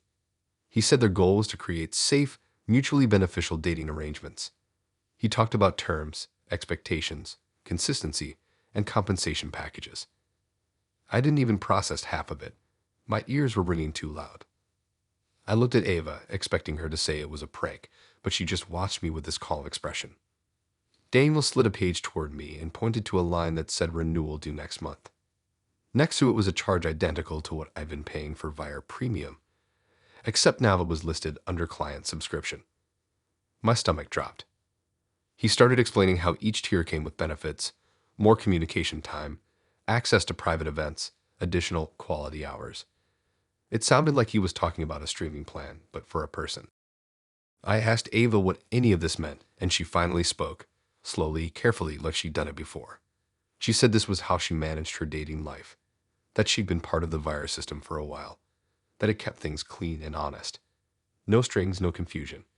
She said everything had been transparent, that I'd signed the terms when I joined the app. I didn't remember signing anything like that. Daniel handed me a copy of my original sign-up agreement, and my name was there. But I don't remember reading half those pages. The fine print included phrases like emotional time commitment, partner access window, and continued subscription terms. He said if I wanted to continue seeing Ava, I'd just need to confirm renewal for the next billing cycle. I left without saying anything. I felt sick the whole drive home. When I got back, I opened the app and scrolled through the terms. Everything matched what Daniel said. It even showed a log of payments labeled interaction credits. I'd been paying for every single date, not directly, but through a system designed to hide it behind vague features and fees. The next morning, I tried to delete my account, but the app wouldn't let me. It just said, account removal requires notice. A timer appeared showing 29 days remaining. Then I had a message from Ava. She said she'd seen my request and wanted to remind me that consistency has value. I blocked her. That night, I checked my bank account. There were multiple small transactions I didn't recognize, all labeled with random merchant names, but when I searched them, they redirected to shell websites with similar layouts. Same color palette as Vire. I called my bank and froze the card. 2 days later, my phone buzzed with a notification. Your Vire subscription has been successfully renewed. I'd already canceled the card, so I had no idea how it went through. Then the messages started again. Not from her, but from Daniel. First emails, then texts, short and polite. Things like, "We noticed your participation has declined, and please note termination fees apply." I didn't respond. A week after that, I got a physical envelope in my mailbox. No return address. Inside was a printed invoice, final notice, unpaid emotional access balance. At the bottom, in small font, it said, "Non-compliance may affect future eligibility within our client network." I threw it away, but I couldn't shake the feeling that someone had been in my mailbox to leave it there. I checked online for the app. Vire's website was gone. App Store listing deleted. Social pages wiped. It was like it never existed. That should have been the end of it. But sometimes when I get new app recommendations on my phone, I'll see something familiar, the same clean layout, same phrasing. Last week, one popped up while I was scrolling. Meet genuine people. Date without confusion. Subscription required. And right under it, a small profile photo, a woman with brown hair, freckles, and a faint, polite smile. Same as Ava. Except now, the app had a new name. True You.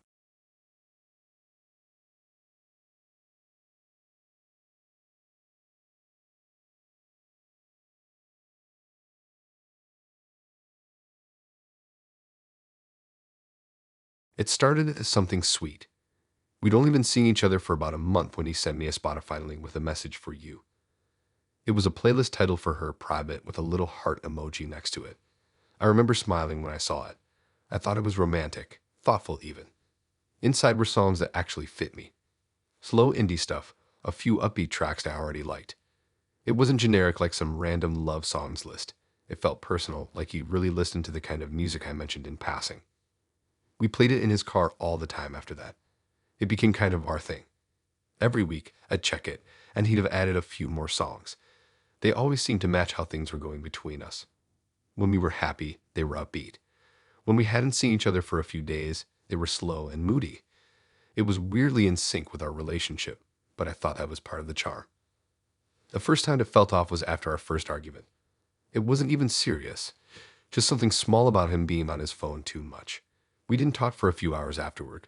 When I finally checked my phone again, I noticed the playlist had updated. A new song had been added.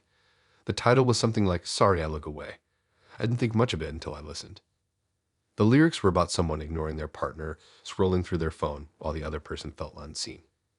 The words were almost identical to what I'd said earlier that night. It freaked me out for a second, but I brushed it off. Maybe it was just coincidence. A few days later, we made up, and another song appeared, something about making peace under the streetlights.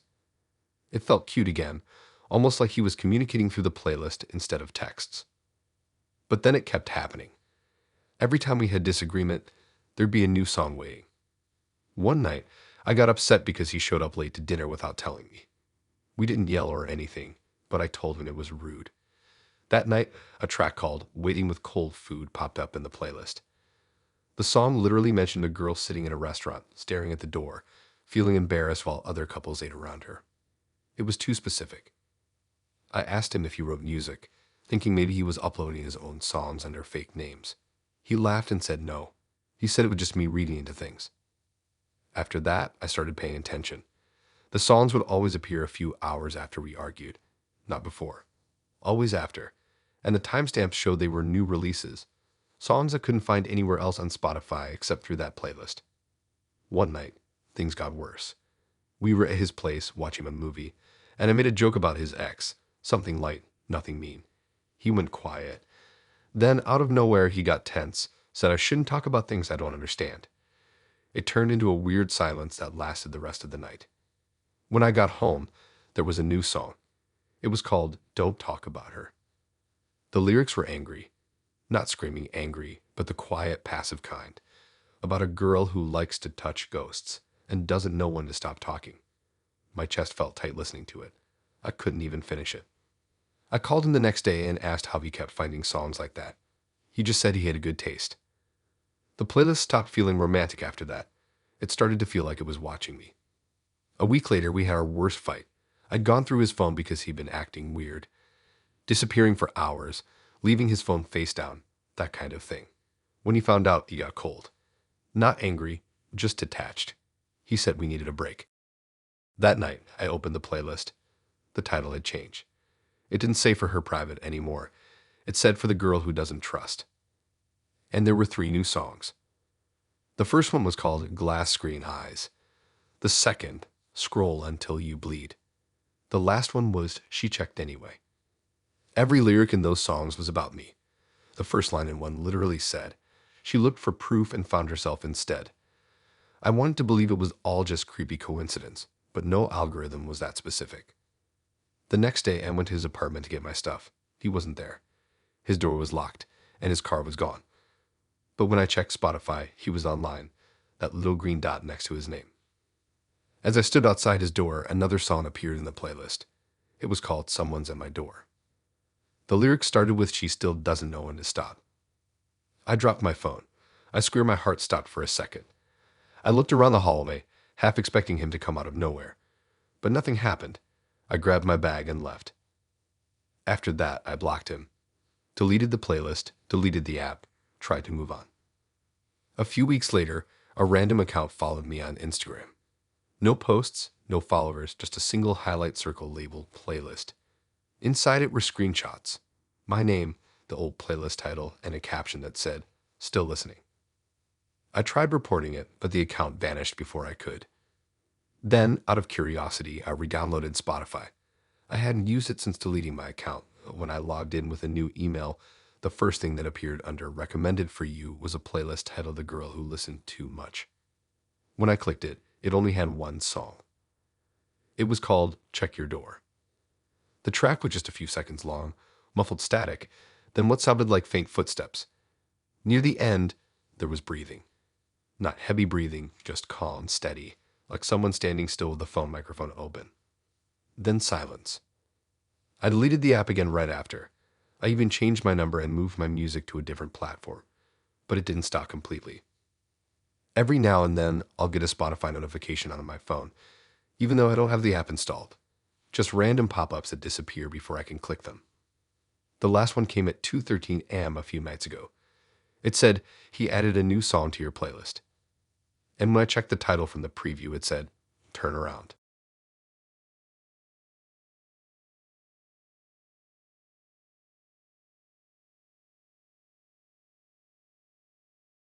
It started small, a couch.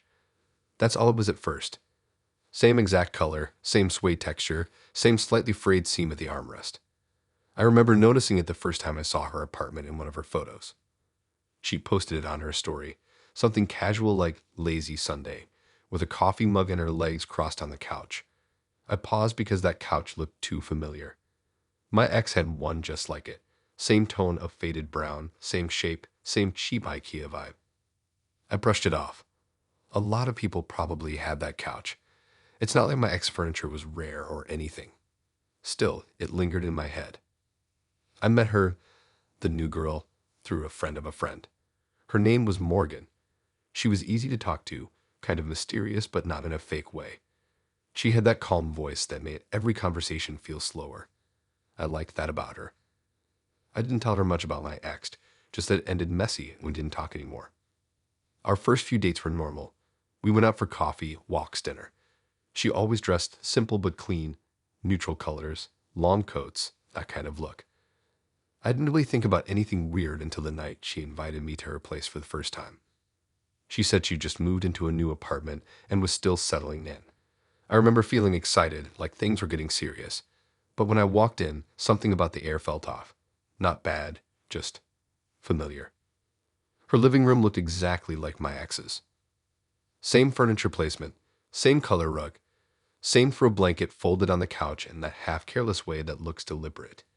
Even the plants, 2 on the windowsill, 1 on the coffee table. The arrangement was identical. I froze for a second, standing there like an idiot while she was talking about wine or something. My eyes went to the wall where she had a framed photo of some abstract painting. My ex had the same one. Not similar, the exact same print, same cheap black frame. I told myself it was coincidence again. People get their decor from the same places. Pinterest trends or whatever. But when I sat down, my heart started racing for no reason. The couch was the same down to the worn patch under the cushion. It felt like I was sitting in my ex's living room. I noticed the scratches next. On the kitchen counter, faint white lines that looked like something heavy had been dragged across. My ex had those exact marks from the time she dropped a blender. Same pattern, same corner. I walked over, trying not to be weird about it, and she followed me with a glass of wine, smiling, completely normal. I leaned against the counter, running my hand over it like I was admiring it, but my stomach was turning. The scratches were identical. There was no way. I glanced into the hallway and saw the layout. Same as my ex's old apartment. Bedroom on the left, bathroom straight ahead, a closet door on the right with a broken handle. When I got closer, I saw that hers had the same handle taped back in place. Same cheap duct tape, same little folded corner where it didn't stick properly. I remember feeling dizzy. I asked her casually how long she'd lived there. She said about 6 months. My ex had moved out of her apartment 7 months ago. It wasn't adding up. I didn't say anything, though. I just nodded, pretending everything was fine. She poured me a drink, and we sat on the couch. She talked about her work, her friends, the usual. I wasn't listening. I kept glancing around. Her books, her lamp, even the scent of the place. Same candle smell, vanilla, and cedarwood. When she went to the bathroom, I walked into the kitchen again. I looked at the fridge, a small dent near the bottom right corner. My ex's fridge had that same dent from when we tried to move it one time. My chest felt tight. I opened a drawer near the sink, half expecting it to be different, but the contents were arranged exactly like my ex's. Same utensils, same chipped ceramic spoon rest. Even the mug in the sink, white with a small crack near the handle. That was it. That was her mug. I knew because I bought it for her from a thrift store 2 years ago. I remember the crack. I remember the shape. My hands started shaking. I closed the drawer fast and sat back down before she came out. She smiled like nothing was wrong, sat next to me, put her hand on my leg, and started talking about how much she liked having me there. I tried to look relaxed, but my thoughts were spinning. I kept thinking about my ex, how she moved out so suddenly, said she needed a fresh start. I hadn't seen her since. I didn't know where she went. When I asked Morgan how she found the apartment, she said a friend recommended it. Some guy she knew who used to live in the building. I couldn't breathe for a second. I told her I needed air, stepped outside, and just stood there on the balcony trying to piece everything together. The longer I stood, the clearer it became. The scratches, the dent, the tape, the layout. It wasn't just similar, it was the same apartment. My ex-apartment. I realized it when I looked at the balcony railing, a small rust mark near the bottom where she used to hang her plants. I even remembered the chipped corner of the sliding glass door. It was all there. I went back inside, acting calm, and asked what happened to the previous tenant.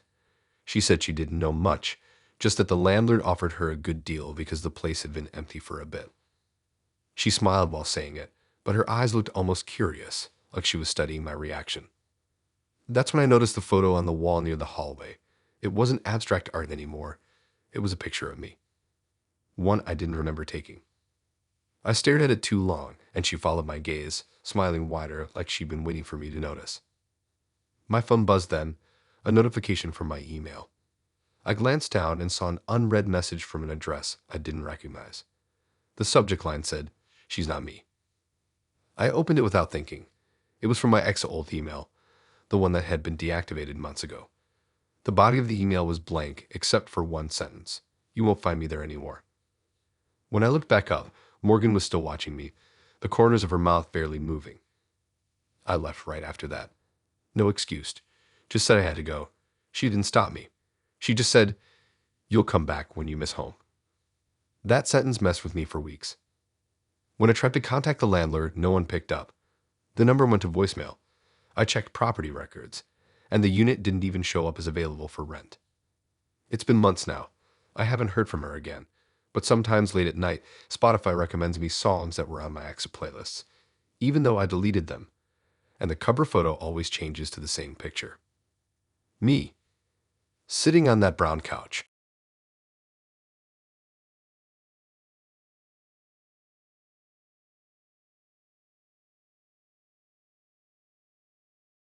The first time it happened, I thought it was just the app glitching. You know how dating apps sometimes show random dots on the map, like people are closer than they actually are? That's what I assumed it was. Just a bug. I downloaded the app again after months of not touching it. It felt strange even opening it, like doing something I wasn't supposed to. My ex, Ryan, had died in a car crash half a year before, and for a long time, I couldn't even think about dating. But everyone kept telling me to move on, that he wouldn't have wanted me to be alone forever. So one night when I couldn't sleep, I re-downloaded it. Same app we met on, same login. The interface had changed a bit, but it was mostly the same. When I opened it, the little map feature, the one that shows who's nearby, started loading.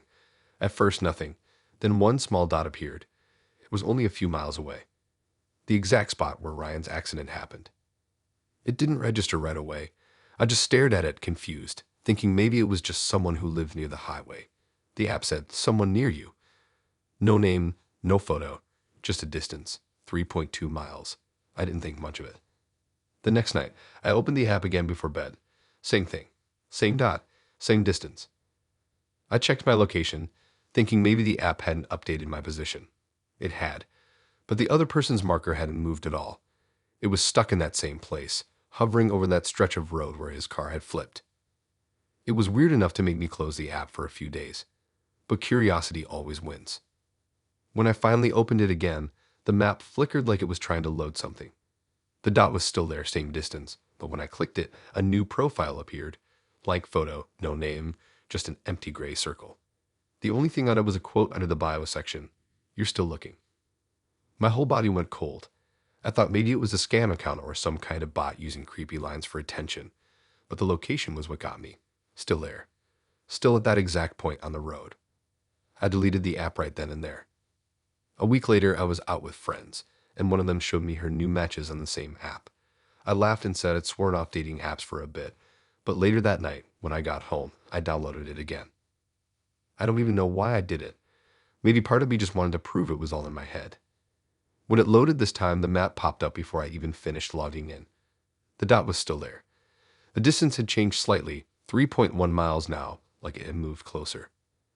There was also a new match notification waiting. When I clicked it, my stomach dropped. The profile had a photo now. It was blurry, taken from far away, but I could tell it was him. The same jawline, the same jacket he used to wear all the time. The green one with a torn pocket. His bio had no words, just a single emoji. A car. I threw my phone on the bed and sat there for a few minutes, trying to convince myself it was a prank. Someone could have stolen one of his old photos, maybe found it online. People did that all the time. I went back to the profile, ready to report it, but it was gone. The map, though, the map still showed the dot. Closer now. Over the next few days, the app started glitching every time I opened it. It would lag or freeze for a second, then show the same notification. Someone near you. Always that same distance, always hovering around that same road. One night, I drove there. It was past midnight. I told myself I was just going to prove that there was nothing there, that the app was just broken. The streetlights along the road were dim, most of them flickering. I slowed down when I got near the spot, the one burned into my memory from that day, the skid marks, the broken guardrail. The app was open on the passenger seat. The blue dot that was me blinked faintly, and the other dot sat right on top of the crash site. I parked on the shoulder, heart pounding, and waited. Nothing. No cars. No sound except the wind. Then my phone buzzed. A message. From the app. It said, "You shouldn't have come." The profile name was still blank, but the typing indicator showed up again right after. Another message appeared. "You're closer than before." I dropped the phone and floored it. When I got home, the first thing I did was delete the app again. I didn't sleep that night, just sat in bed staring at the ceiling, trying to convince myself that none of it had been real. But a few days later, the messages started showing up again. Not through the app this time, through text. Same wording, same gray icon next to it. I tried blocking the number, but new ones kept appearing. The last one said, "You're looking in the wrong direction." That night, I checked the App Store just to see if maybe other people had complained about glitches. But when I searched the name of the app, it wasn't there anymore. Gone completely. I even asked a few friends to search it. None of them could find it either. Weeks went by with no messages. I started to move on again, trying to forget about it. Then one night, I got an email from the same account I'd used to sign up. It was an automated message, or it looked like one. The subject line said, "Your match is waiting." The body of the email just had a link that said, "Open map." I didn't click it. I deleted the email immediately. But the next morning, I checked my location settings on my phone.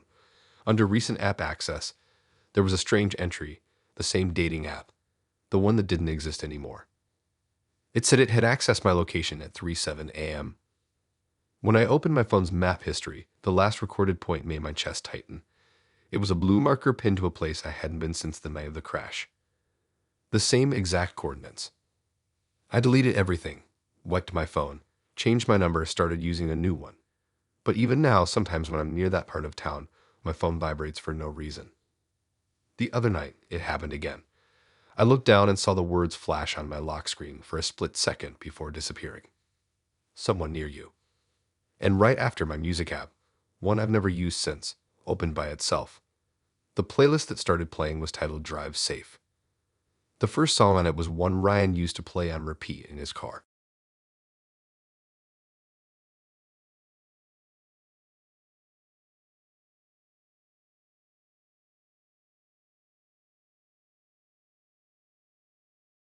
It didn't end badly, at least not at first. I just didn't feel the same anymore. She was intense in a way that felt exhausting. Always wanting to know what I was thinking, what I was doing, where I was going. It started off as sweet, and then slowly turned into something that made my stomach tighten every time my phone buzzed. So I told her we should stop seeing each other. She cried, asked if I was sure, and I said yes. That was it. No fight, no yelling, just quiet. She left, and I figured that was that. For a few days, it was peaceful. I muted her number just in case she reached out, but she didn't. Or at least I thought she didn't. The first text came on a Wednesday morning. It wasn't emotional or angry. Just one sentence. You're going to forget your coffee on the counter. I read it while brushing my teeth, frowned, and tossed my phone aside. I didn't even answer. But later, when I got to work, I realized she was right. My travel mug was still sitting on the kitchen counter. Coincidence, that's what I told myself. The next day around noon, another text came through. You'll change your lunch order last minute and get soup instead. It caught me off guard, but I ignored it. I went out to lunch with coworkers like usual. I was about to order my usual sandwich when I noticed soup on the menu. Without even thinking, I said I'd take that instead. Halfway through eating, I froze. My phone buzzed again. Told you. I felt a weird jolt in my chest. I hadn't talked to her in over a week. There was no way she could know that. I didn't post on social media anymore, and she didn't follow any of my friends. I blocked her number that afternoon. The next morning, a message popped up anyway, from an unknown number this time. Same style, same calm tone. You'll leave your car lights on when you park. That one really got to me. I double-checked when I got to work just to prove it wrong. Lights off. Doors locked. I was being paranoid. But when I came back out after my shift, my battery was dead. I stood there in the cold, staring at my car, phone buzzing in my pocket. The message said, "You can't leave until I stop predicting you." I didn't sleep that night. The next day, the messages kept coming. Every single one was about something small, brushing my teeth too long, dropping my keys, getting a paper cut, and every single one happened. It wasn't just guessing. It was too specific, too accurate. I started testing it. I'd make random decisions, turning left instead of right, taking a new route to work, skipping lunch altogether. But every time, a message came through minutes before. You'll turn left at the light. You'll skip lunch. I switched phones, bought a new SIM card, changed accounts, emails, everything. The next morning, the same message came through on my new number. You thought that would stop me. I didn't tell anyone. Who would believe that? I barely believed it myself. Then the predictions started getting darker. One said, you'll check the locks 3 times before bed. I did. Then it said, you'll still wake up to find the door unlocked. The next morning, the door was cracked open. I didn't even remember unlocking it. Another one said, you'll drop your mug at 9:03. So I didn't touch anything, didn't even move from the couch. At 9:03 exactly, the shelf behind me gave way, knocking over a photo frame that hit the mug. It shattered. I felt sick. I tried calling the police once, but halfway through explaining it, I realized how insane it sounded. A deadpan voice sending me texts about my day. No threats, just predictions. There wasn't a law against that. By then, I stopped checking the messages, but that didn't stop them from coming. Sometimes they came in bursts, 5, 6, 10 at a time. All short, all eerily calm. You'll check your reflection before leaving. You'll forget your wallet. You'll think about me while you wait at the red light. That one made me slam on the brakes harder than I needed to. It was like she was inside my head. Weeks passed like that. I barely ate, barely slept. I started keeping my phone in a drawer, but even when it wasn't near me, I'd feel the buzz in my chest, that ghost vibration feeling. One night, I woke up to the glow of my screen across the room. The messages were coming one after another. My heart pounded as I read them in order. You'll walk to the window. You'll look outside. You'll see someone standing across the street. I didn't move. I wanted to believe it wasn't true, but I couldn't stop myself. I got up, walked to the window, and looked out. There was someone there. Standing completely still on the other side of the road. The streetlight only hit half their face, but I could tell it was a woman. Before I could do anything, another message came. You'll close the curtains and pretend you didn't see me. And that's exactly what I did. I moved apartments 2 days later. Didn't tell anyone the address. No social media, no contact with mutual friends. I started over. For a while it worked. No messages, no buzzing phone. I finally started breathing again. Then one morning I woke up to an unread text. Same number, same tone. You'll look over your shoulder before you finish this. I turned around so fast I dropped my phone. No one was there, just my apartment silent. The next message came seconds later. You'll stop believing it's me. Then another. You'll think you moved on. And the last one. You can't leave until I stop predicting you. That was 3 months ago. Since then, I've stopped trying to run. I don't go far anymore. Just work, home, repeat. I don't talk to people much. Every day feels planned out before it even starts. Because she's always right. Always. This morning, I got a new message, just one. It said, "You'll read this story out loud while someone listens." And now I don't want to look up.